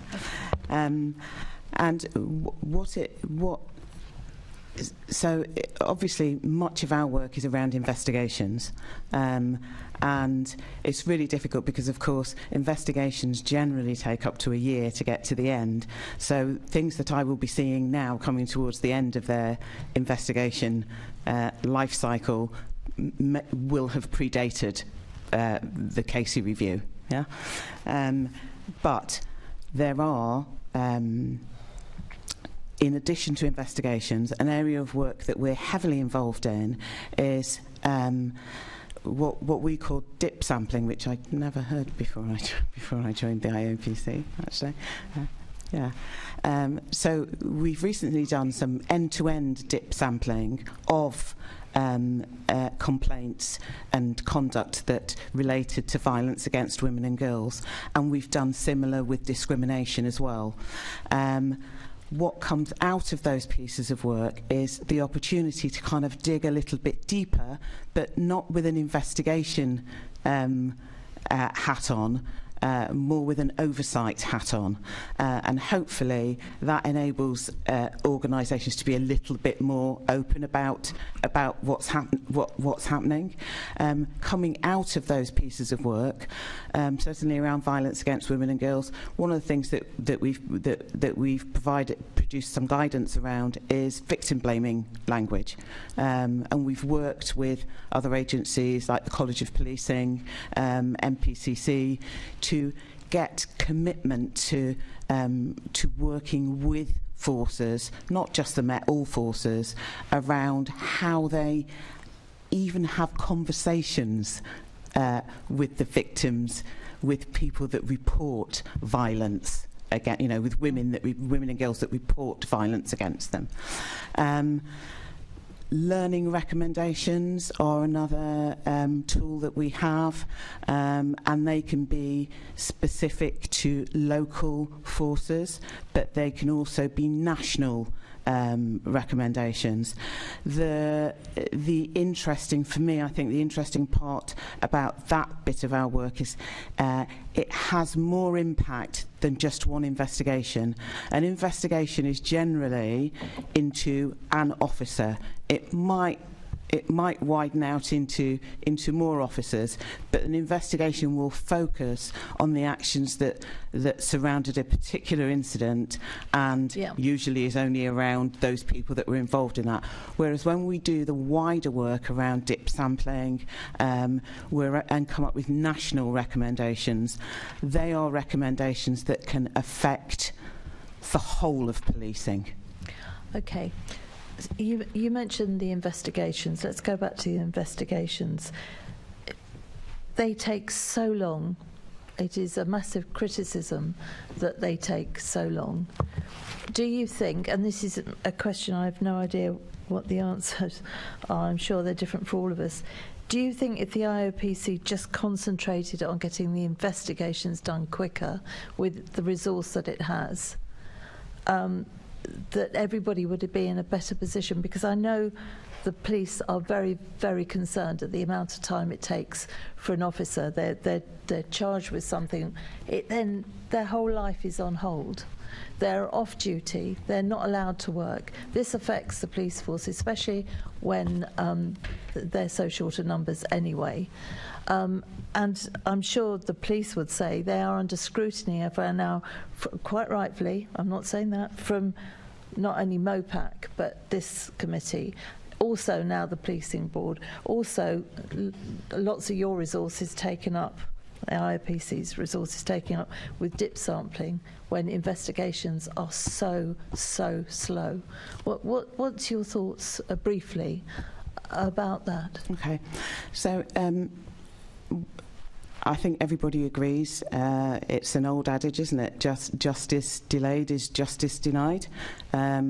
It affects police officers, it affects their families, it affects the forces, and it affects the community as well, because normally a complaint is a complaint that's been brought by somebody who's been affected.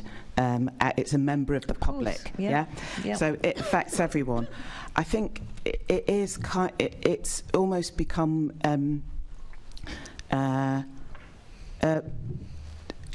let's accept responsibility. So yes, the answer to the straightforward answer to your question: should we be moving faster? Should we be should investigations take less time? The answer is yes. Yeah.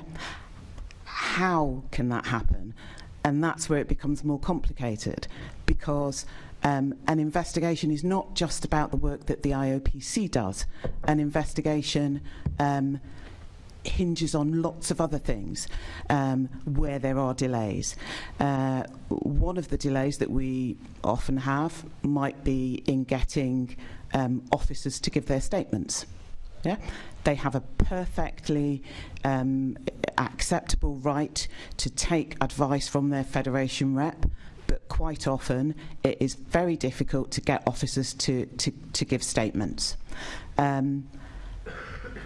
Often we are waiting for material, like training material. So if there's been an investigation which includes the use of firearms or driving, we need to look at what was the training that was offered. We have cases where it has taken 12 months for us to be given access to the training material. Quite often we might need toxicology reports. It is not unheard of for toxicology reports to take 9 months to come back. So there are... Yeah, I'm getting the gist of that, and I accept that, but my basic point is, do you not think that the resource that the IOPC has should be literally just going into these investigations, even if it goes to assist in getting the reports back or whatever else? Because the police officers and certainly the Metropolitan Police, which we're dealing with now, need those officers either charged and to go through, or those officers back on the streets. Short answer, no, because if we are looking at improving confidence in the entire system, and if we're talking about improvement as a whole, it is not going to be done just through investigations. What the IOPC is arguing for, and will continue to argue for, are more resources. The IOPC, when it was set up in 2018, had received 4,000 referrals a year. We now receive 7,000. This year we started the financial year with a 23% reduction in our budget. Yeah? We have 1,000 members of staff. Compare that to, I don't know if anybody knows the figure of DPS in the Met, about 700 people employed by DPS in the Met, 1,000 officers covering the IOPC, England and Wales. We are still managing to get between 80 to 90% of our investigations through the door within 12 months, and we're still managing to get 2/3 of them through the door at 6 months. But we do need, to speed it up, it's more resources. I don't believe that the answer is stopping doing some of the work that actually has a greater national impact. Okay, I'll leave that. I think because of time, I'll leave the next questions. Thank you. Thank you very much. And we are now moving on to our next section, which is looking at, again, reform, misconduct culture and fixing the Met's foundations. And we're going to Assembly Member Ahmed. Thank you, Chair. Good morning, panel. Deputy Mayor, we've just heard, I think, quite depressingly in the last hour from the President of the National Black Police Association talking about what happens often when a black or Asian or minority ethnic officer makes complaints and what then happens to them in terms of repercussions. So I'm going to ask you, with that in mind, do you believe the Met's workforce has the freedom to speak about issues that they face? I think in terms of does the workforce have the freedom? It has the structures, it has the helplines, it has the policies and processes, but clearly not everybody feels confidence in using those structures and processes, and that is really concerning. And what does that mean that we should be doing for MOPAC? I mean, I've had meetings with Andy George recently around some of the things that he's said today, and we take that really seriously and we are looking at what we can do around oversight. How do we understand? Yes, there's been an 11% increase in internal reporting, but how do we understand how officers, especially black officers and black and minority ethnic officers, their confidence in the internal processes and the internal misconduct processes? Because clearly, there isn't a across the organisation confidence in the internal processes. If we are getting the National Black Police Association, the Black Police Association telling us that there are many officers who don't feel confident, so we take that very, very seriously. So when you take that seriously, and I have no doubt that you do take it seriously, but again, Andy has just talked about the fact that there is that commitment from the senior leadership, but there are layers where that message gets filtered and potentially in a negative way as well.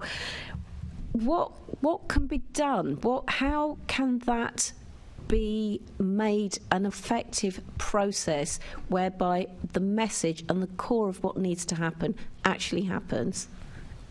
So I think this is absolutely about leadership in the Metropolitan Police and about the role of leadership from senior ranks to sergeants, and especially to sergeants and inspectors. It's about that leadership, and it is about the training they have, but it's also about the supervision that is given at every rank to every officer, and the appraisal system and how that is working, and then the follow-up and the outcome and the impact of that appraisal system, the values, principles that are set out set out corporately are actually being embedded right across the system. Now, for MOPAT, what we have got to do is make sure that we have oversight and scrutiny of that, and we are looking at how, there has been the rolling out of the training, leadership training to I think it's nearly 75% of officers of particular ranks that have been going to get the training. We are now looking at what do we know about the impact of that training, what changes that training has made, and then what the next round of training needs to incorporate to make sure it does the right things. But always it's got to be about the outcome and the impact, and that for MOPAC and the work that we do is about how do we scrutinise that. And we can scrutinise that. We've done that through the misconduct process, the reviews that we've published around the misconduct process, around the disproportionality, and we are looking into how we make sure that we can understand the impact of the training, but also understand the impact of the misconduct processes and the cases that are going through at the moment, because as I said earlier, it is good, obviously, that more officers that shouldn't be in the Met are being exited from the Met, but you do not want to replicate the disproportionality that is already in the system in the misconduct cases that are going forward. We've talked about recruitment of more Black, Asian, minority ethnic officers, and across the range in terms of diversity, protected characteristics. Where are you on that argument that actually we need more of those officers from different sections of the community, or is there an issue about the safety of those officers? Why is it that we are having such an issue with recruiting from different sectors of the community?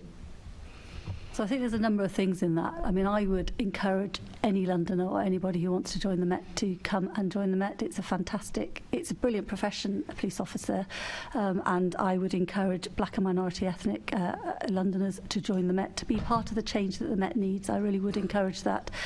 However, we've got to make sure that once you are within the Metropolitan Police, you are supported, that there's the right culture, so that we don't see people leaving because they've stepped up, joined the Met, but they've not been supported properly. So we've got to make sure that happens. And there are some, and we've also got to make sure that they then can progress up the ranks. And there are some schemes and programmes to support officers in doing that. So I would say, I would encourage people to join, because we need them to be the change that the Metropolitan Police needs. We can see a small improvement in terms of the diversity coming into the Met. It needs to progress much more quickly. But I think, in terms of recruitment, we know that there are a number of issues as to why the Metropolitan Police is struggling to recruit. The cost of living crisis, London, is particularly difficult for the public sector to recruit because of the wages that they can pay.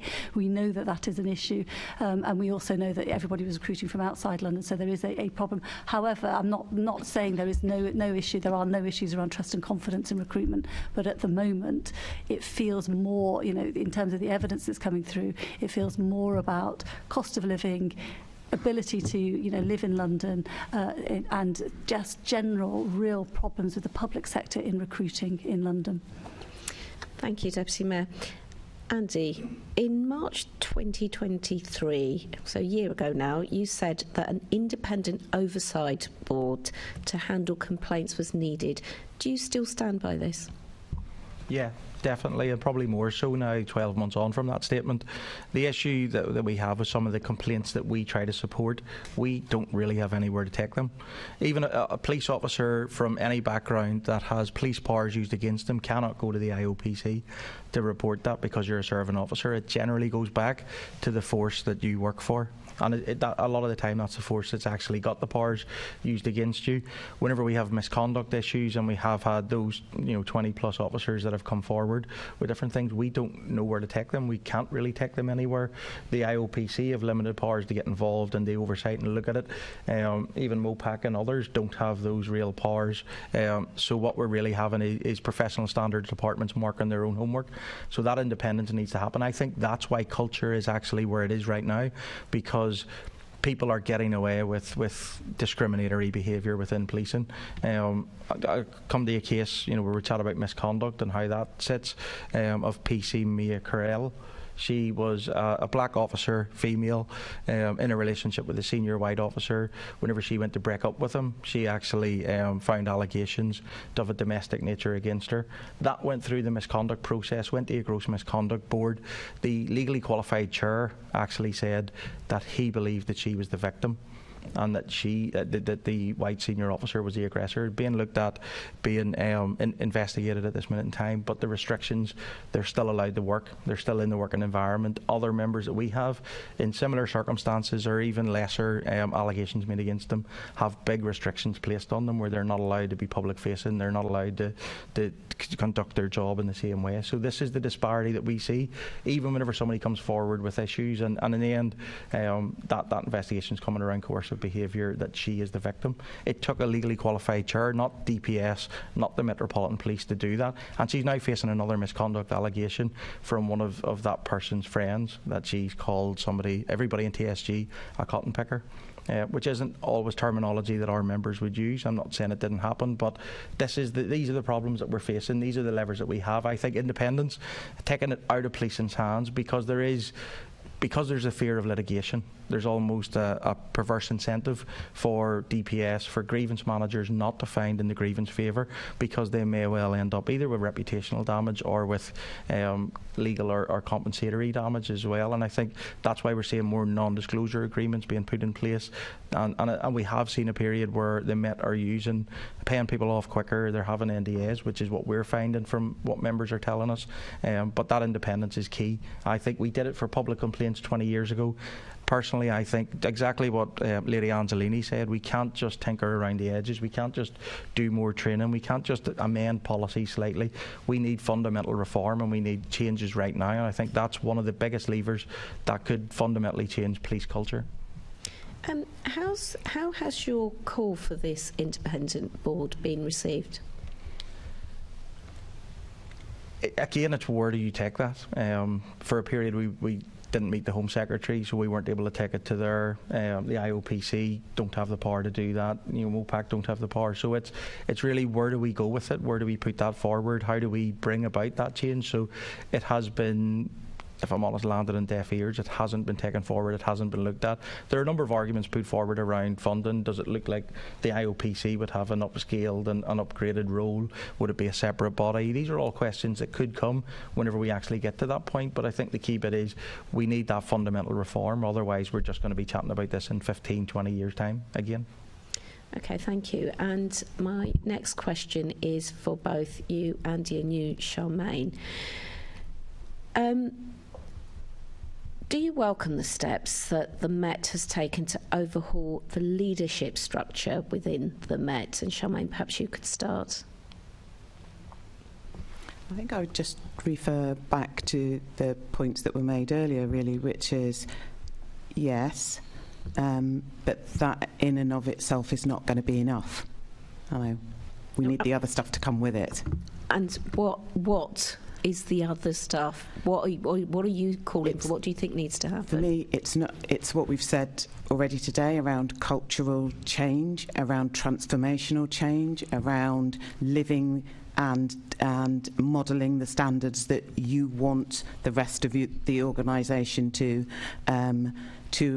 accept and to demonstrate.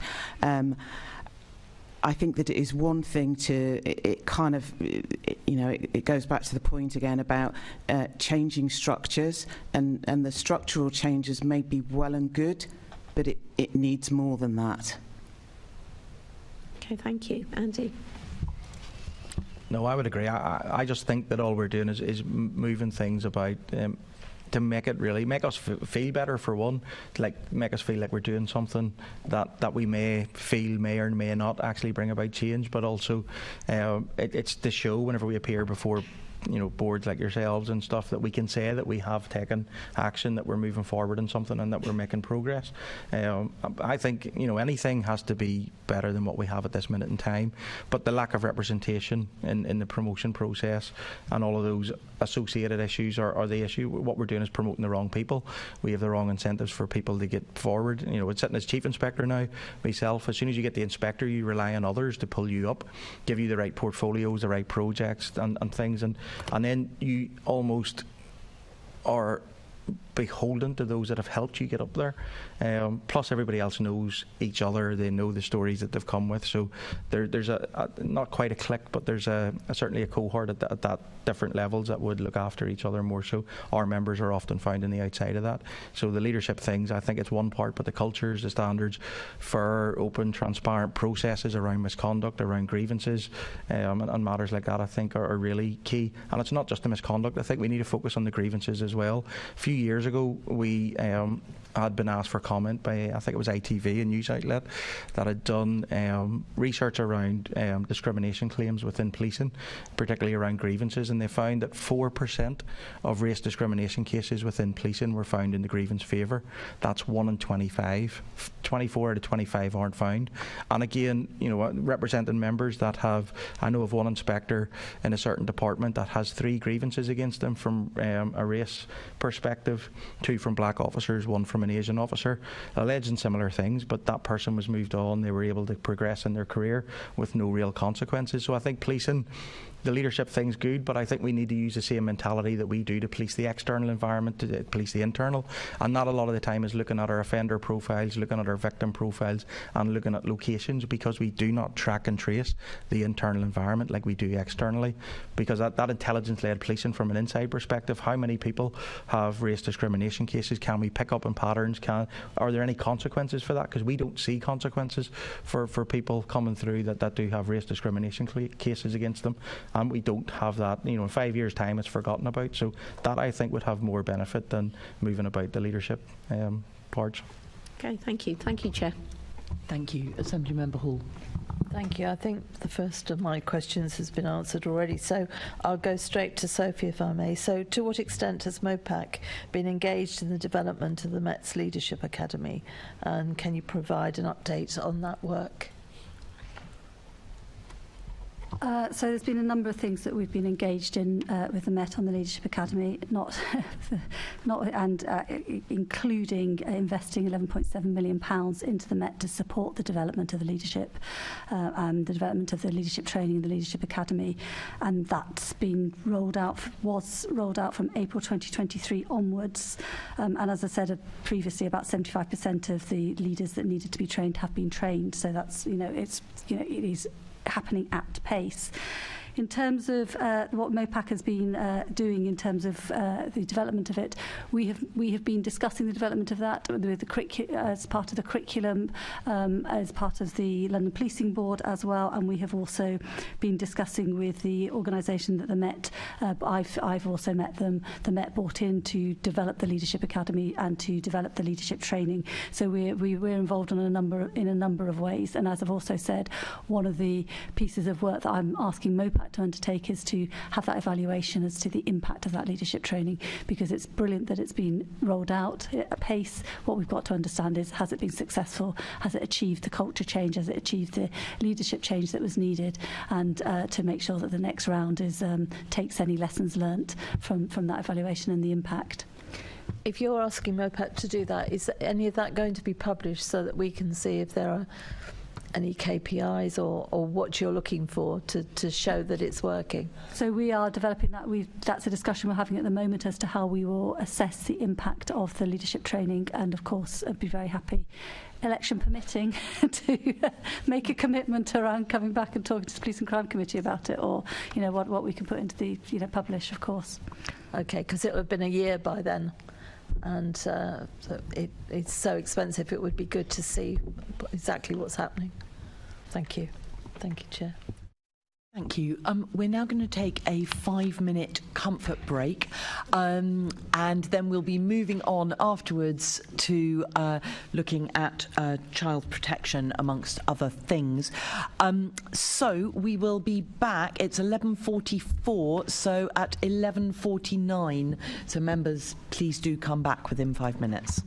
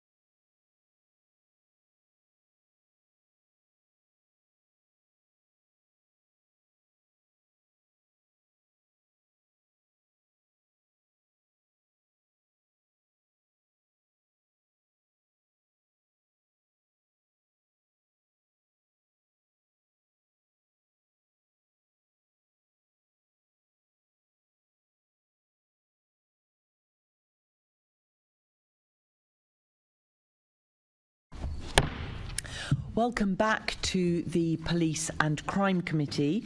We're now moving on to our next section of questions about HMIC FRS, Peel, Engage and Child Protection, and this section will be led by Assembly Member Pidgeon. Lovely, thank you very much indeed. And I'm going to start off with questions to the Deputy Mayor. I won't rehearse all the things that have been said around child protection and the Met's work in that space. But in only a couple of weeks ago, last month, my discussion with the Commissioner around this area, he said he was looking to tackle the issues around child protection through reviewing and improving both the resources and the governance of this issue. And in the new Met for London, there was talk of this new children and young people strategy, which had a child-centred approach. By November, we're now told maybe by March. We've not seen anything around it. So I'm just wondering, Deputy Mayor, are you content with the Met's pace of work in this area around children and young people? And where are they, as far as you're concerned, with this child-centred strategy? I mean, of course, I'm not content with the Met's pace of change because it's been slow since 2016, as you have been rightly questioning and scrutinising since then, since the first HMIC report, as it was then. So no, of course I'm not. However, there are, the Commissioner has set out changes to public protection, which obviously includes rape and domestic abuse, but it also includes an uplift of posts into child protection and Kate. And that's, I think, 72 posts are planned and 36 are being recruited at the moment. So it's an ongoing piece of work around lifting the capacity.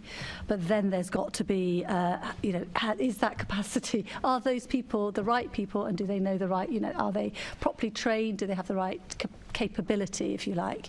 And since the report and the causes for concern, they have been training their officers. 1,200 frontline officers have been trained, and they've, in terms of what impact that's had, again, you've got to evaluate it, but actually what you can see coming through, and I think the Commissioner did talk about this, or at least it was in the London Policing Board paper, there has been a 50% increase in the identification of child exploitation concerns identified.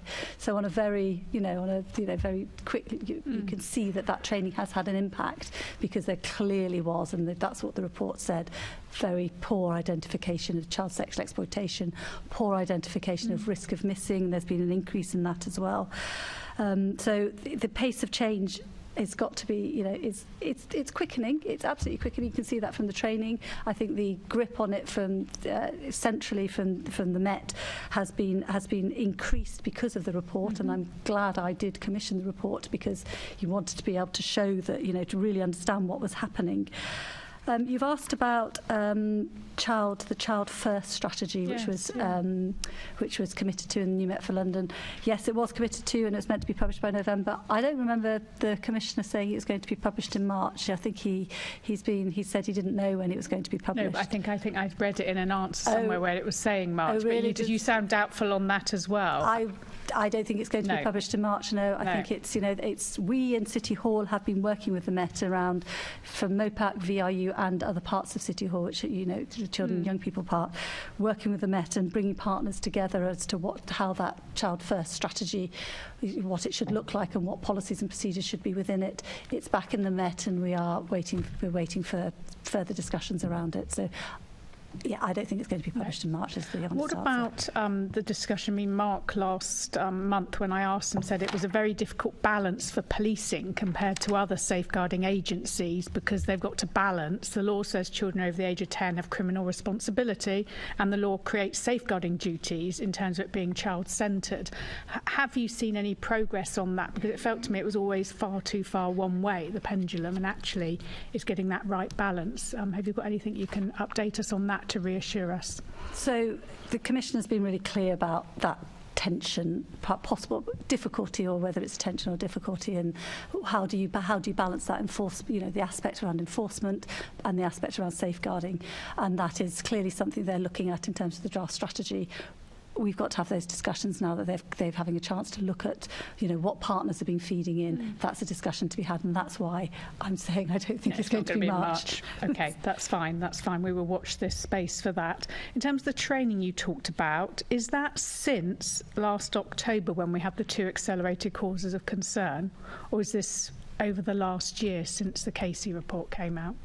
So I am told that it is since October 2023 that 1,200 child protection officers have been trained, and also that the 400 officers have been trained that are responsible for missing children investigations as well. That's what I'm told, that it is since. So that area there's been a real focus. Yeah, absolutely real focus in it. Okay, that's good to hear. And then Charmaine talked earlier about the work the IOPC has done around victim-blaming language, how to have conversations with victims, young people, and so on. The Commissioner last month told me he's still reviewing how to deliver the training on victim blaming, and it needs to be different to previous trainings. Have you any thoughts on that? Is there any learning from the IOPC on that?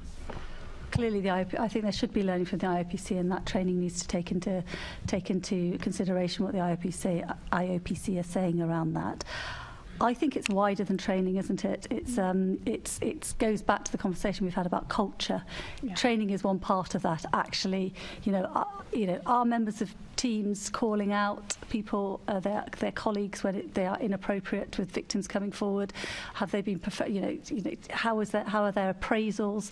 For me, some of the questions that came out of that HMICFRS report was how, if there's victim blaming language which is going on reports, what were their supervisors doing about it? Why wasn't that being supervised properly in terms of the case investigations? Why was that not being picked up?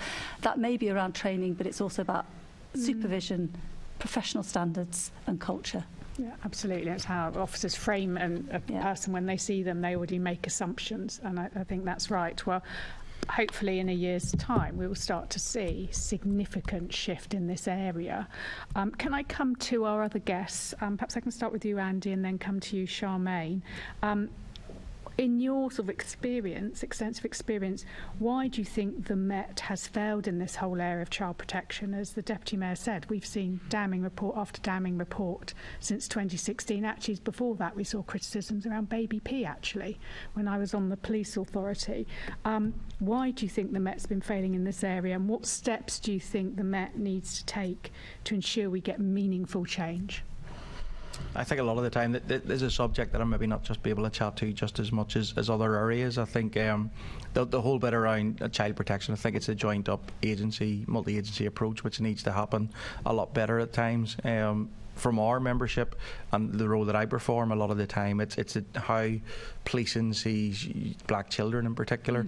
We had Child Q, we have young black guys that are constantly stopped and searched. I think there's this whole piece about how diverse London actually is and how unrepresentative the Met is of that, and I think a lot of the time whenever you look at the violence against women and girls strategies, a lot of it, Martin Hewitt, the chair of the MPCC at the time, about 2 years ago, spelled it out and said, I have 2 young children that I want to protect. That personal emotional attachment to people really creates empathy, and it creates a need to safeguard and to look after people. I think because of that lack of representation and because of where some officers reside, who generally are from outside London, that come into work, the first time that they see the diversity that's there within London is whenever they're involved in a stop search encounter or other enforcement type activity. So that reinforces their negative views of people that are people from black, Asian, minority ethnic backgrounds. It's that media, they get it from the media, from social media, and it's reinforced through those different issues. I think a lot of the time policing, particularly in London, sees black children through the lens of suspicion rather than victims and witnesses and people that need to be safeguarded. That's something that needs to be probably ingrained within all of the policies, and I think the big thing is policing often works in silos. So we look at violence against women and girls, we look at race, we look at homophobia, and we think that all of these things interact across or by themselves, but there's a clear piece where even when we look at children we need to dissect that and see which groups are being better protected than others and where the fundamental kind of commonality is as well. Lovely, thank you. Charmaine, can I ask you the same, and why you think the Met's been failing in this area, and what you think the Met should be doing to ensure meaningful change to protect children in the capital? I think Andy's point about us working in silos is really quite important, and even just as we've been asking the questions as we've gone around this morning, you can hear the same answers coming through, can't you? So it's clear that actually what we need to take is the kind of same approach to a range of issues. In terms of why the Met hasn't improved in this area, honestly, I haven't been around long enough to know how to answer that. What I would say is that obviously there are things around culture. For us, we're particularly interested in. It's really kind of good to hear Sophie say that 1,200 officers have already received that training. But I think, as you also said, Sophie, it's not just the training; it's then how that then translates into reality, and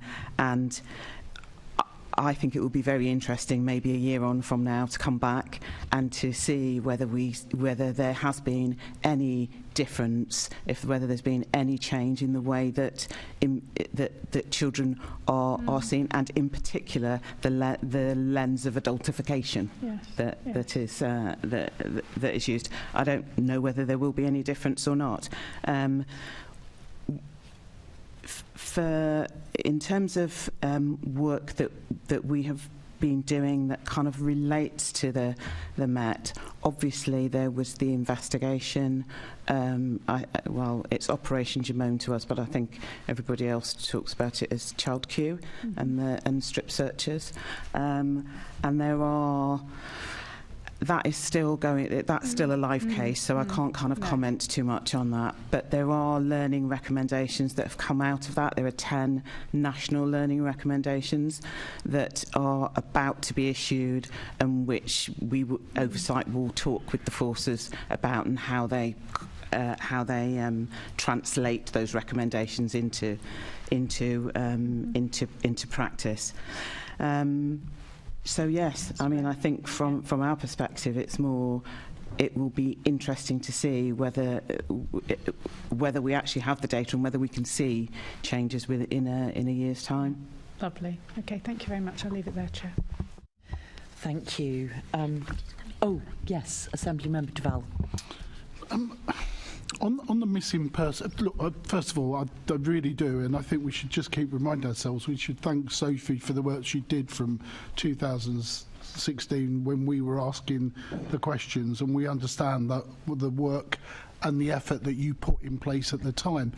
And there lies the problem. If the policy makers are not part of the problem, and sometimes we are, then really this is down both in terms of police leadership, culture, and changes and reforms that they were making at the time, that whilst we took 2 steps forward, we took 10 steps backwards in terms of protecting young people. And despite the work and the good signs that are emerging, we are failing our young people. And if we go back to the missing person piece, after the last session where we had the conversation, I reminded myself of the previous work where we had changed our approach on missing person long before 2016 on the back of Baby P. Everyone thinks Baby P was about child protection. Actually, there was a major bit of a missing person piece there, and reforms were made to the way policing should have been dealing with missing person cases. Same issues that we talked about that arise in this report. I thought it was interesting going back and then thinking of my time when I was chair of the Metropolitan Police Authority then, of looking at the other implications around Baby P and Haringey and the multi-agency approaches. The missing persons bit, so why is it that we struggle to actually keep the historic memory but can't maintain the issues? That worries me, that we'll introduce reforms now and in 5 years' time we'll be doing the same report of saying X and saying Y when we know the prescription and keep it in. What is wrong with this particular focus point about the Metropolitan Police and that historic memory of keeping and maintaining those reforms. Was it the institutional changes we've made since that time that's left it, or was we focused on other issues? I struggle with this, because it is failure of letting down young people, whether it's missing persons, child protection or not. The litany of scandals and outcomes where police, particularly from the police point of view, is not good. It's not defendable. It's not defendable. It's not defendable. And I know you don't seek to defend it because we want change to put it right. But how do we? What's the techniques to hold the line on some of these reforms that we know could make a difference? That is a complex question. I don't mean that in a flippant way at all, because I think it is the key question, isn't it? Because, you know, anyone who's worked in public policy or in policing, there's always waves of, you know, and you just think, God, why are we back here? How do you make transformation stick? And that is a key issue, isn't it? And it's not just about institutional memory, it's coming back. And although structures don't change everything and can't, you've got to change culture. You've got to have the right structures, you've got to have the right, I keep coming back to it, you have to have the right supervision and the right leadership. But actually that, and it's something the London Policing Board member said yesterday about, do you understand why things haven't changed? Do you understand why things did go wrong? And that's the really crucial bit, isn't it? And I think that's something that we need to think about in terms of impact, assessing impact of New Met for London wider than just on child protection, about how do you absolutely embed transformation, and that's what transformation is about embedding it. So we're doing a lot of work on Operation Soteria, and that's a transformation around rape investigation. And we've got to ask those same questions. How is that going to be embedded? METCC, it's transformed. How is that going to be embedded? I would say, and I know some members of the PCC might groan at this, there is an issue about funding, there is an issue about austerity here. You've got, you know, you cannot strip an organisation of, in real terms, about £1 billion without it having an effect on significant parts of the business. And that the business there is child protection and vulnerability. Significant part of, and some of the, as Baroness, going back to the Baroness Casey report, as she clearly says in the report, some of the decisions, she does say some of the decisions were not the right decisions. Absolutely says that, but she says they were driven by austerity. And you cannot get away from the fact that actually over the last 10 years, £1 billion in real terms has been taken out of the Met. Met police officers fell below 30,000. And then, of course, in order to protect the front line, because of the way the funding works, staff numbers absolutely fell. So however good you are at trying to embed transformation, you are going to shake it. And it's going to be, you know, that transformation is going to be fragile if you've then got to make significant changes because of the funding, because of the context of funding. But just very quickly, in terms of, and I accept the issue of the impact of austerity on services, but in terms of that, you still have a prioritisation and threat risk issues to our most vulnerable in society. And if we track even the issues from 2016, we see where that falls slightly, where we take our eye off the ball, because by judgments, whether it's about staffing resources, where do you prioritise, how do you let it drift? The issue that we found, I think, Caroline Pidgeon's questioning of the police around maternity cover wasn't being covered, left to gaps, and then we had the multi-agency approach. All these things just lead to the issue about trust and confidence in the changes, that what we're doing now is actually going to make a real difference, and that the fact that we are going to have a child centre issue, that someone is going to hold the ring. I know the policy officers will, but actually on the ground, on the frontline services between different managers at different levels of the organisation, I'm just not sure if that's the case. And somehow we need to think about what those mechanisms are for early warning systems that we can intervene very quickly to see if it's going awry. Absolutely, and that's the completely agree with you, and it is. It does also, it comes back to that question in Baroness Casey and in Angiolini about culture, and about, coming back to your question, Carolyn, about why the culture wasn't right, and the victim blaming is actually about the culture, isn't it? Actually there's a culture that was not recognising vulnerability and was very quickly, judging people, and very quickly and wrongly judging particularly black and minority ethnic victims coming forward and children coming forward. And the issue of adultification, that's within victim blaming, but it's sort of, victim blaming feels a little bit less discriminatory than adultification, and it's adultification. It is black young people in London being treated differently, and their vulnerability not being properly recognised. And Angiolini also talks about, and this is, I think, also part of it, is that, and it comes back, I think, also to austerity, is that she also talks about there being a culture of trying to close the investigation, a culture of trying to move on quickly. And if you're trying to close the investigation and you are not recognising what is in front of you, you will be closing the wrong cases.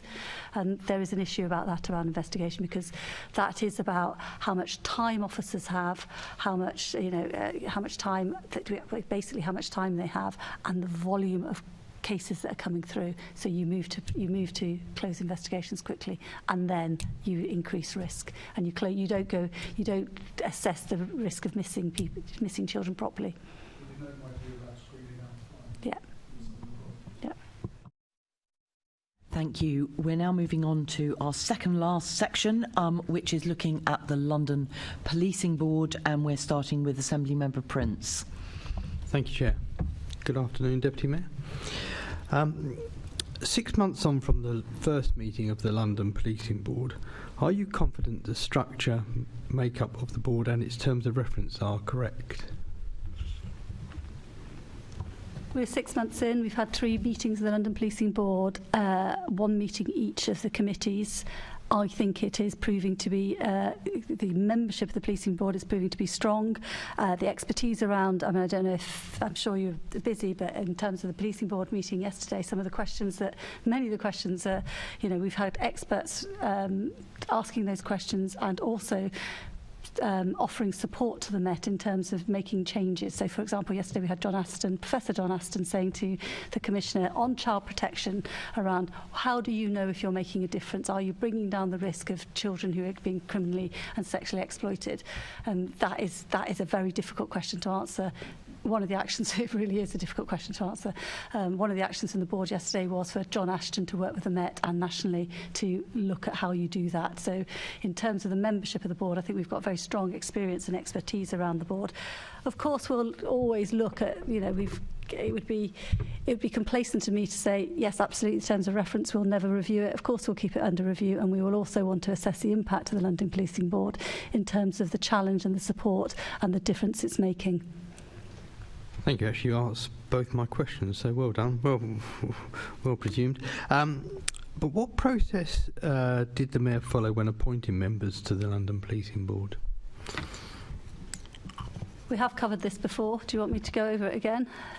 We've covered it at Police and Crime Committee before in terms of open. We had a recruitment agency, we had open competition, and we had interviews for proper interviews with the panel for the in terms of appointing members of the board. I think, Assembly Member Prince, given that we have heard about the appointment process for the board before, we should, in the interest of time, we should probably speed this bit. Yeah, what I'll do is I'll communicate directly with you, Sophie. There's just one more question I want to ask, but thank you. Thank you. Assembly Member Bailey. What are your reflections on how the oversight and accountability of the policing of London is working, and do you welcome the establishment of the London Policing Board? I address that to Charmaine. We know how you feel about that, Sophie. So the IOPC is not part of the London Policing Board. We'd like to be invited along occasionally.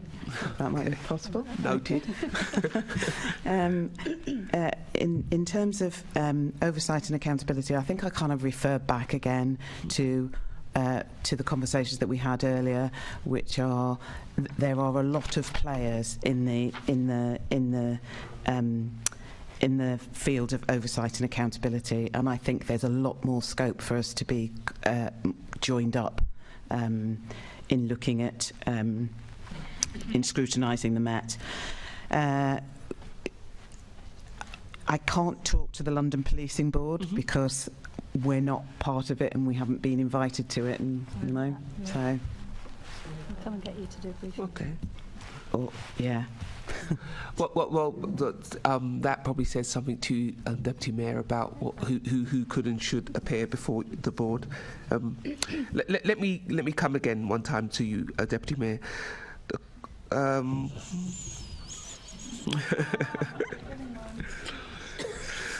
Is the London Policing Board doing enough to demonstrate to Londoners that the Met's programme of reform is in response to Baroness Casey's findings? So that very particular piece of work, they have been formed because of the report, and their work is focusing on that at this moment. Are you saying enough to Londoners about that? I think that's a good question. I mean, obviously the London Policing Board and its committees sit in public, and that's about ensuring transparency and accountability. The papers are all published, but I know that doesn't mean all London. There's a vast majority of Londoners that are going to watch that. So at the last Police and Crime Committee, I talked about that we are developing and looking at how we can communicate the issues that are scrutinised at the London Policing Board, and in particular on Baroness Casey's report. It's very clear in the terms of reference that they are there to scrutinise the transformation and the delivery and the challenge through the new Met for London of Baroness Casey's recommendations and HMIC FRS, but it's very, very clear that Baroness Casey's report is, a real bedrock, a baseline for what they are looking at. But we do need to think about how do we communicate that better to Londoners. Because speaking to some young Londoners, black young Londoners in particular, they were very focused on reconciliation. They see a gulf between themselves and the police. One of the young people involved wanted to be a police officer but felt like reconciliation wasn't high enough up the agenda. Is that something that the board will be speaking about at some point, to figure out how we reconcile the police with the communities it's meant to be policing, and also internally how, particularly in the case of black police officers, we reconcile them back to the service, as it were? Certainly, the board is certainly looking at issues of trust and confidence and how the police engage and engage with communities, particularly black communities.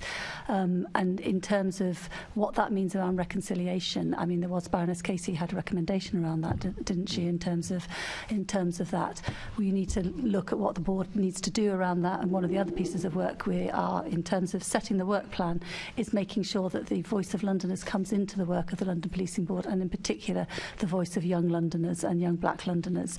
So it's something that we'll be picking up as part of trust and confidence, because I think you can't begin to build that if you haven't got that engagement and that understanding and trust. Okay, Chair. Thank you very much, and we're now moving on to our final section, so we're back on time. So looking ahead at the priorities and challenges for policing over this next year. And so my first question is for Charmaine and Andy, which is, do you believe that the Met is set up in the right way to meet the challenges of the 21st century? Now, Andy, you obviously have the experience of the PSNI, Police Service of Northern Ireland, and the kind of what happened with that. So I wonder if you would like to start by answering this question.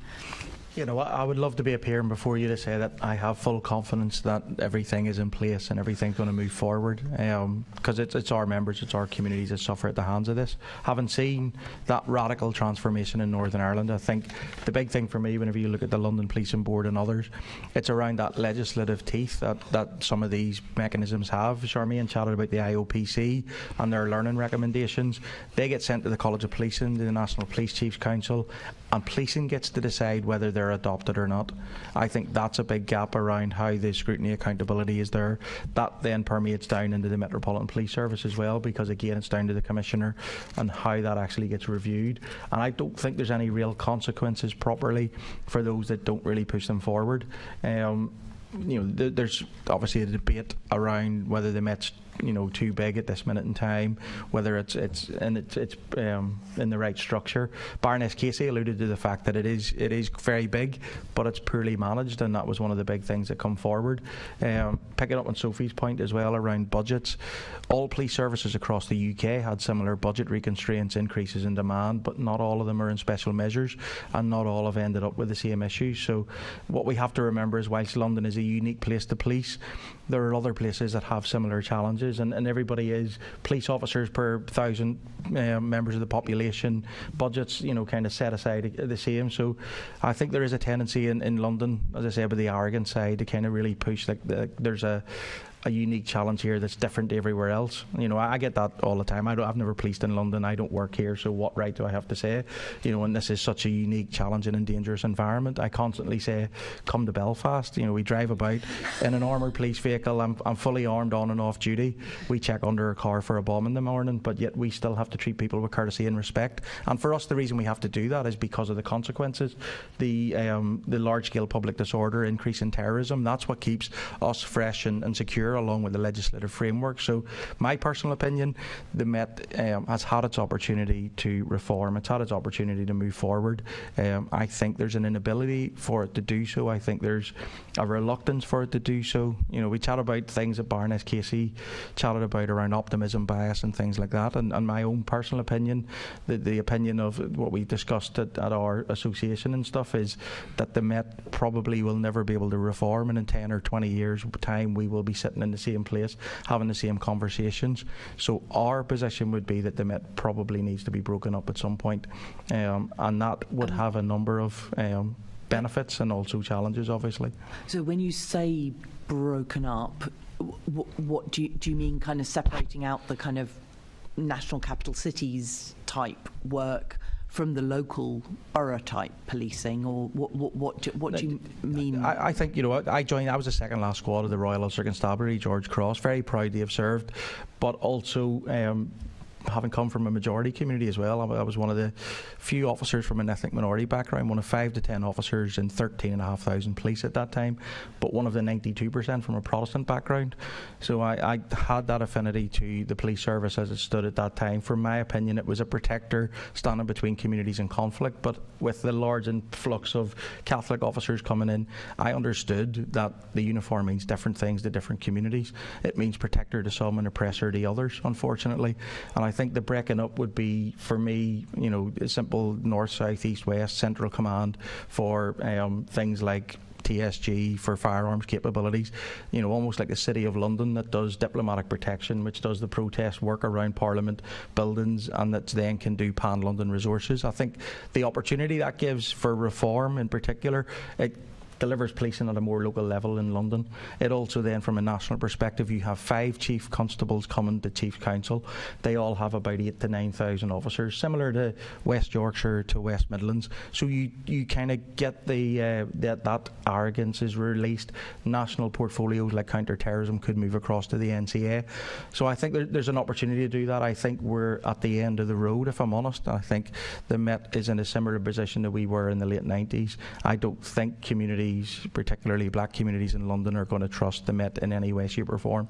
I think they've had many opportunities to reform and change, and I think now's the time for that fundamental reform and review, and particularly because, as I said, our members have seen the erosion. We're probably in a worse position. We're 11 months on from Baroness Casey's review, and it's at that point that we call for a boycott on recruitment to the Metropolitan Police Service. We should be wrapped around absolutely everything. We should have the resources to support members of the community. We've done a hope hack with the Damilola Taylor Trust and a number of other organisations in Peckham in December. We were able to cascade, build trust and confidence with communities that we come from in a much easier way. That can then be cascaded across to the officers who are long-term engagers, who can build trust and confidence in the longer term. That is not wanted. That's not accepted. We have seen the resource from the Met BPA being reduced at a time whenever their workload has went up 2.5 times in the last 12 months, because I asked them for specific issues around where they were. They don't keep that information on Met systems, by the way, either, because they don't have that trust. They're worried that if they have details on the Met system, that it will be checked, it will be looked at. So they have went to Microsoft 365, as have we, because of that lack of trust. That is not the environment where things are going to change effectively. And I think we will be chatting about the limited progress and more progress to move forward if we continue just not accepting that right now things need to change much more drastically than it is at the minute. Andy, you've given everyone an awful lot to think about, and that's maybe something that we'll keep talking about and looking at in the next term. But Charmaine, did you want to? Well, that was a difficult act to follow now, isn't it? Yeah. Well, I'm sorry. That's. So yeah, probably not the right person to ask whether the Met is set up in the right way. And I know that there will have been arguments that say that borough command units are now too big, people are too, they used to be much smaller, people knew what was happening, and that's not the case anymore. I know, but I suppose the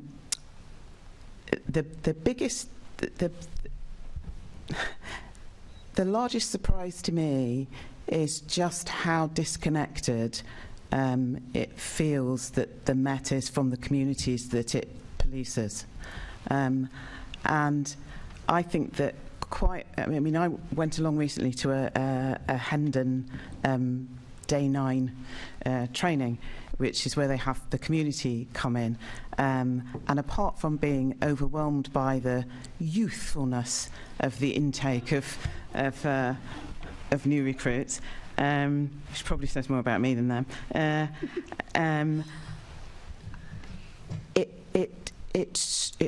it struck me that there was actually quite a level of fear amongst those recruits about what they would face on the streets. Yeah, and I think Andy mentioned it earlier, which is quite often now you have people who are policing areas who do not know those areas. Yeah, and they have heard myths about certain areas, and so you have people that are going in with already preconceived ideas about how that community is going to react to them, how that community sees them.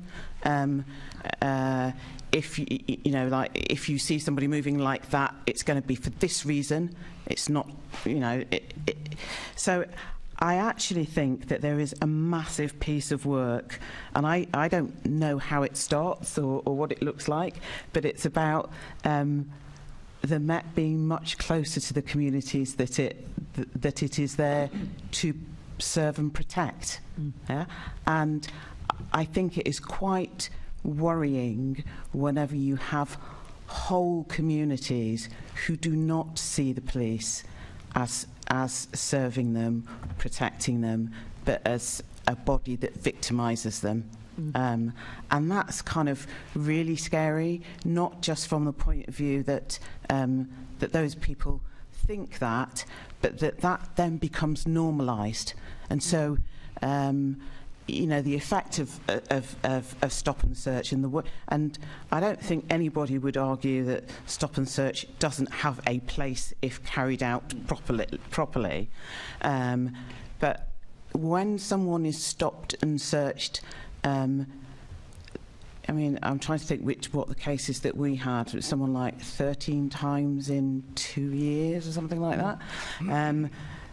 Each of those interactions and the way that each of those interactions ends and is carried out has an effect not just on that young person, but on the people that they then go and talk to about it, and on their wider community. And it strikes me that there's a massive piece of work to be done if the Met is going to be fit for the 21st century, around how maybe it is that Lord Bailey mentioned, that reconciliation with the communities that you're supposed to be protecting. Thank you, and that reflects some of the evidence we heard from the young people we were doing a scrutiny earlier in this term on young people affected by violence, and one of the young people said, I've been stopped and searched for wearing a jacket, I've been stopped and searched for carrying a bag, I've been stopped and searched for crossing the road. And that's exhausting. It's more than exhausting, it's traumatizing and doesn't help and trust and confidence. And it undermines our ability to police by consent. Yeah. Because you just don't have that consent, and you know, I don't know where that then takes us. Thank you. Assembly Member Duval, you were going to come in at this point.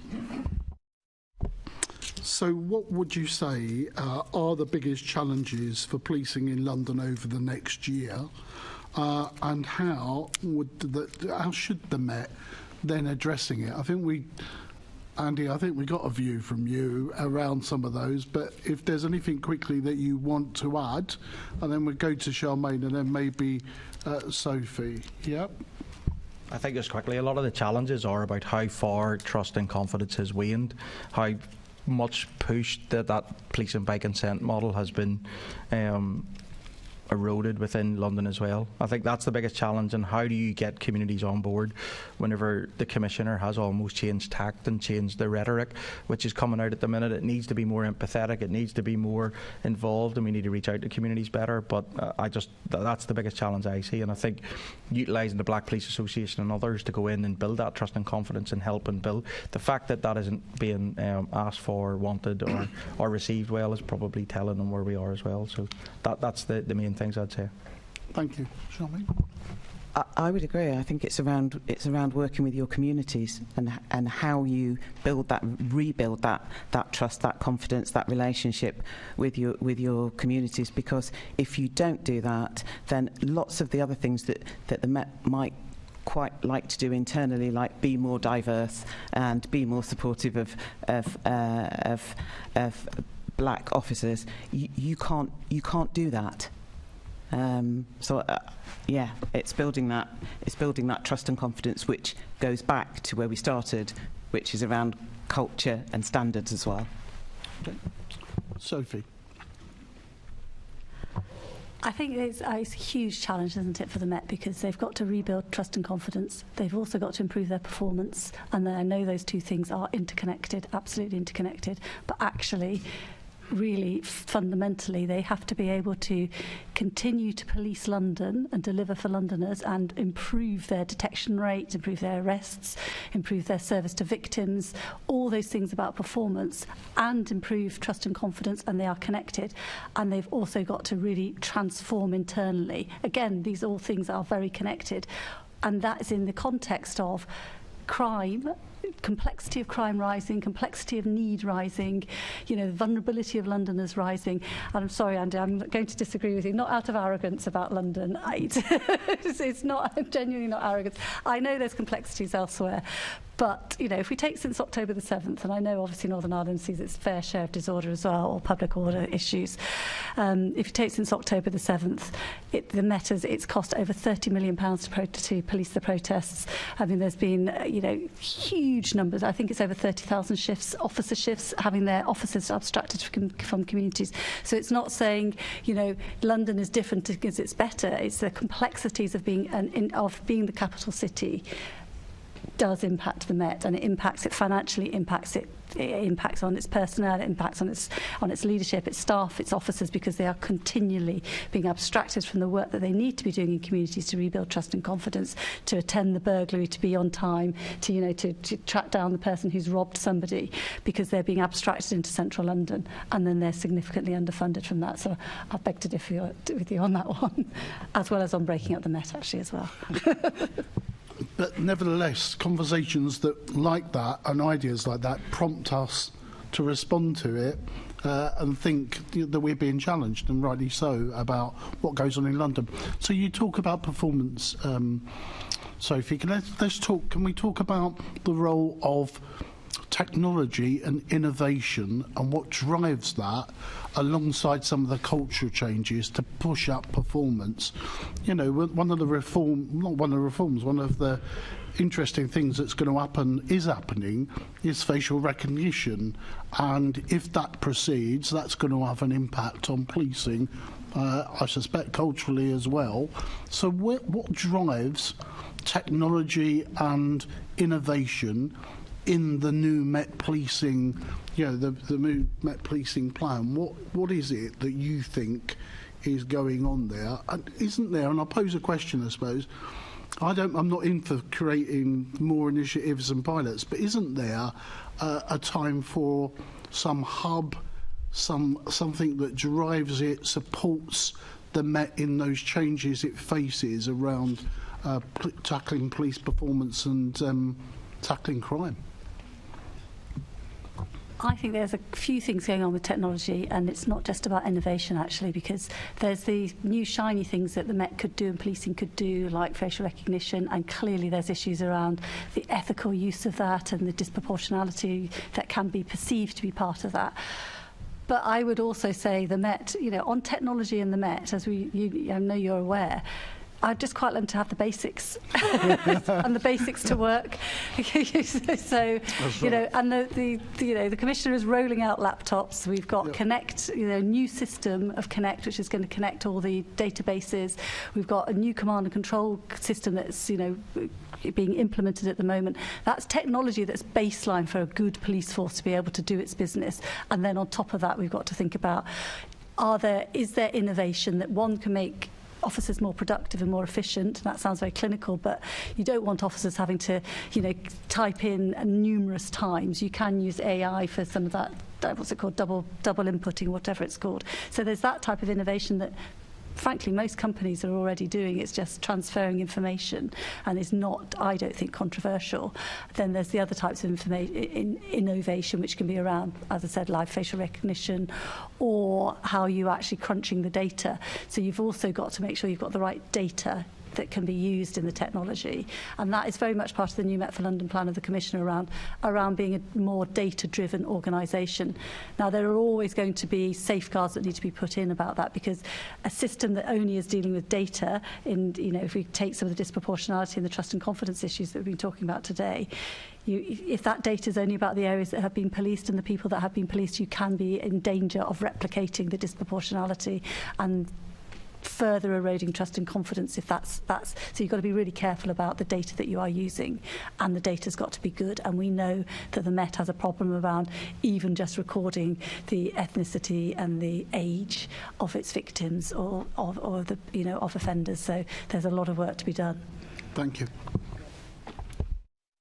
Thank you. Yes, the data piece, I mean, it's actually been strung through the meeting today, and it also feels like some of the Met systems don't help officers to do well, and actually, if those systems work better, they prompt the right collection of the right data, then that actually helps officers to do a better job and to improve that trust and confidence. So again, it's the complexity of all these multiple bits of the Met that need attention. Assembly Member Desai.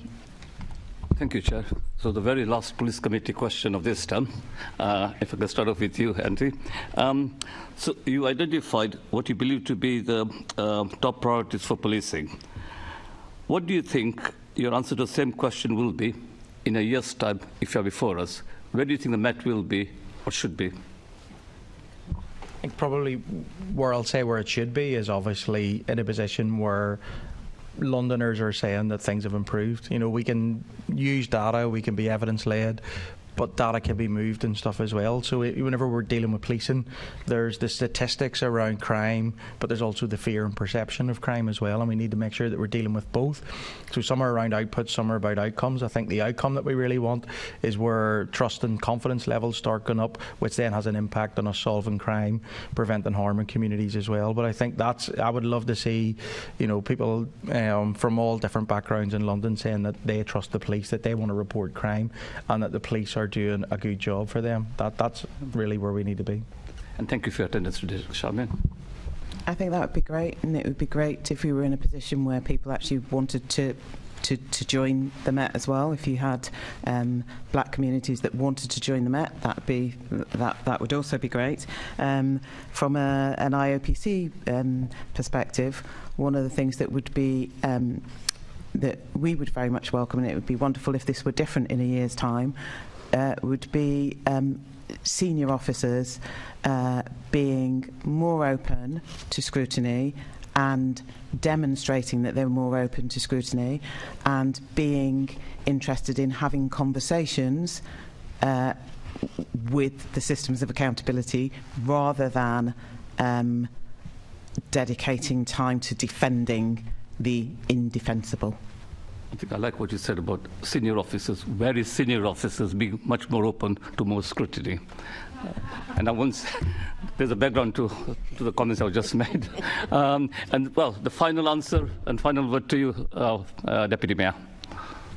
I would go back to what Baroness Casey had. I've just got it in front of me. Recommendation 16, which is the key measures that we should be testing in a year's time and that the review should be looking at, which is absolutely improvements in trust and confidence, decreasing the gap in that trust and confidence, misconduct cases and the proportion where action is taken increasing, better response to crime and better, particularly around adult rape cases, but also in relation to violence against women and girls, and then absolutely the diversity of the Metropolitan Police increasing.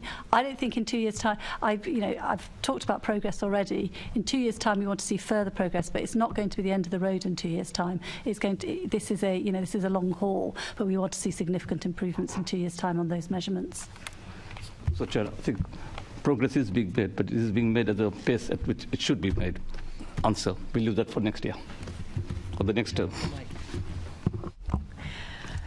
Thank you.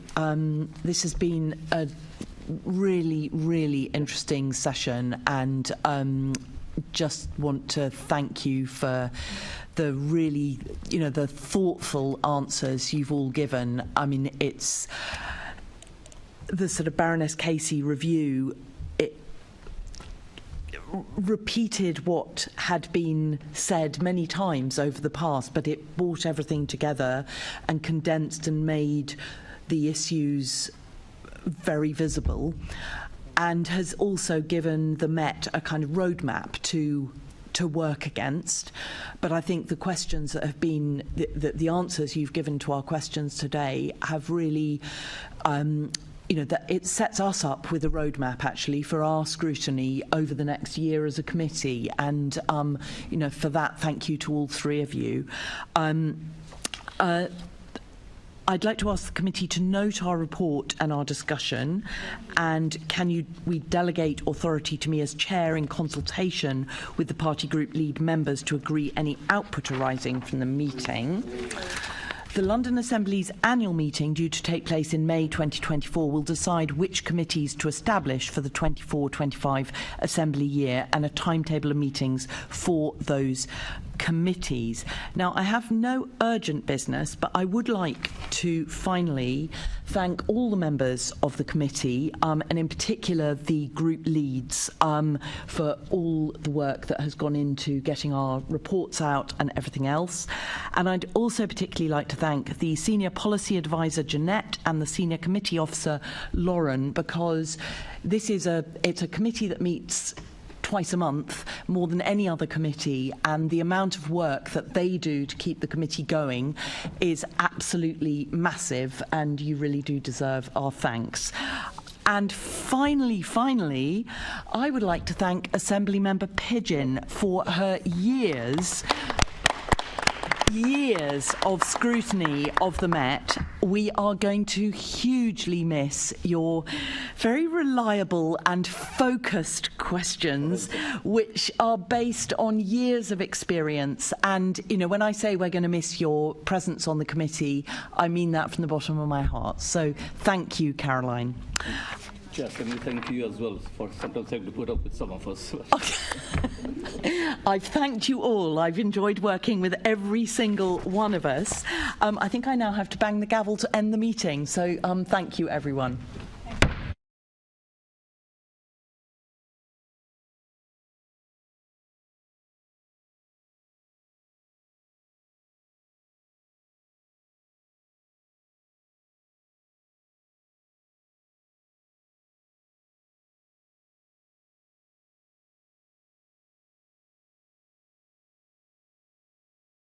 Greater London Authority. Please stand by.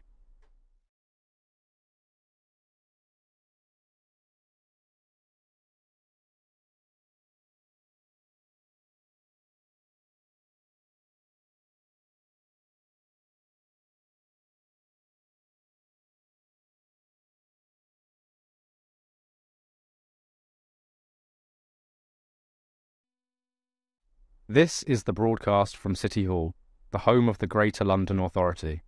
Please stand by.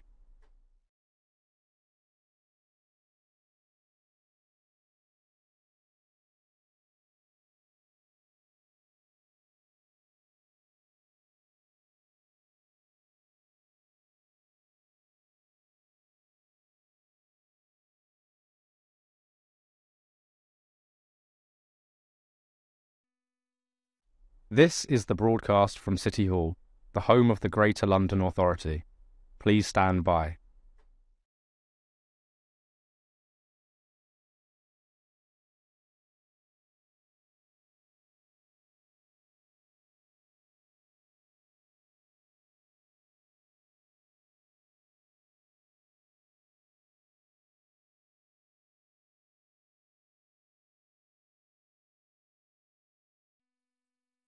This is the broadcast from City Hall, the home of the Greater London Authority. Please stand by.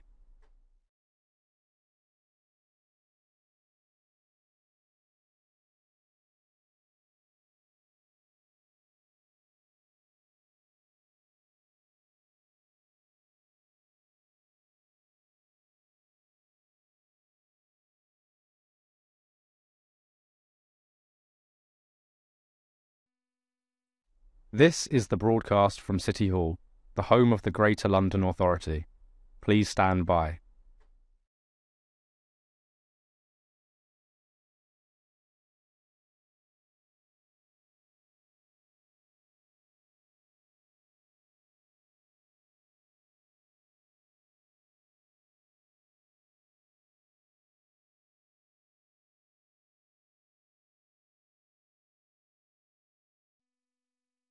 This is the broadcast from City Hall, the home of the Greater London Authority. Please stand by.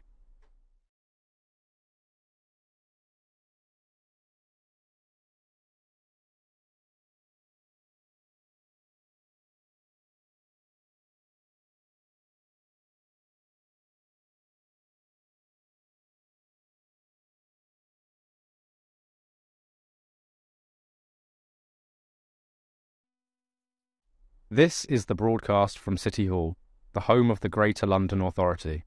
Please stand by.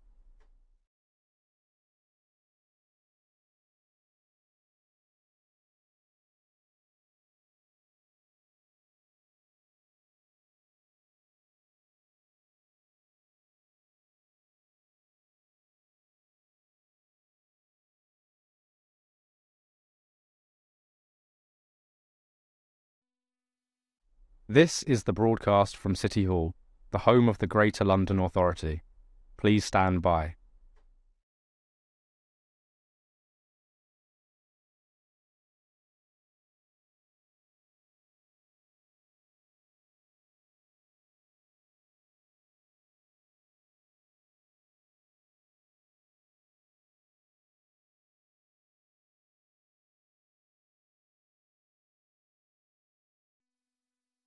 This is the broadcast from City Hall, the home of the Greater London Authority. Please stand by.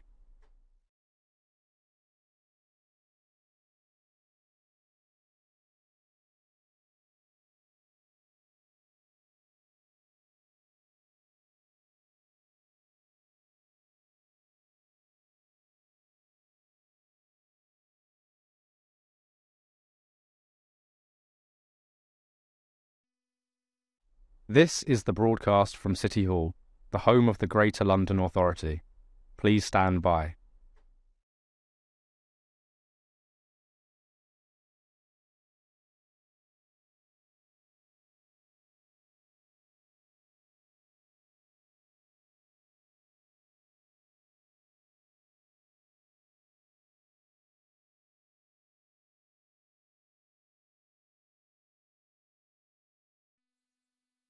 This is the broadcast from City Hall, the home of the Greater London Authority.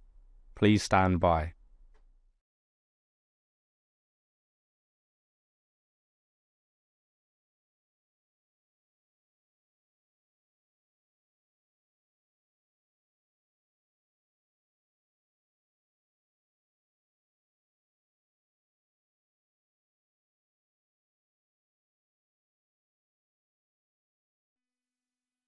This is the broadcast from City Hall, the home of the Greater London Authority. Please stand by.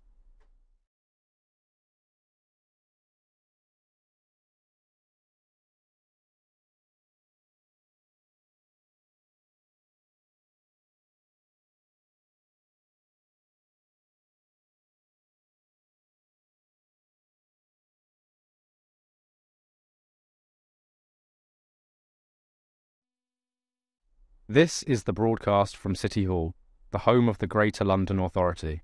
Please stand by.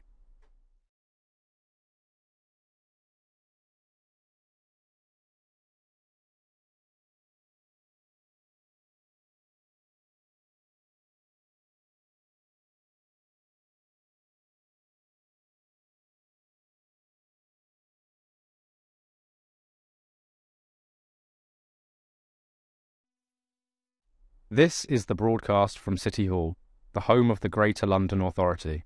Please stand by.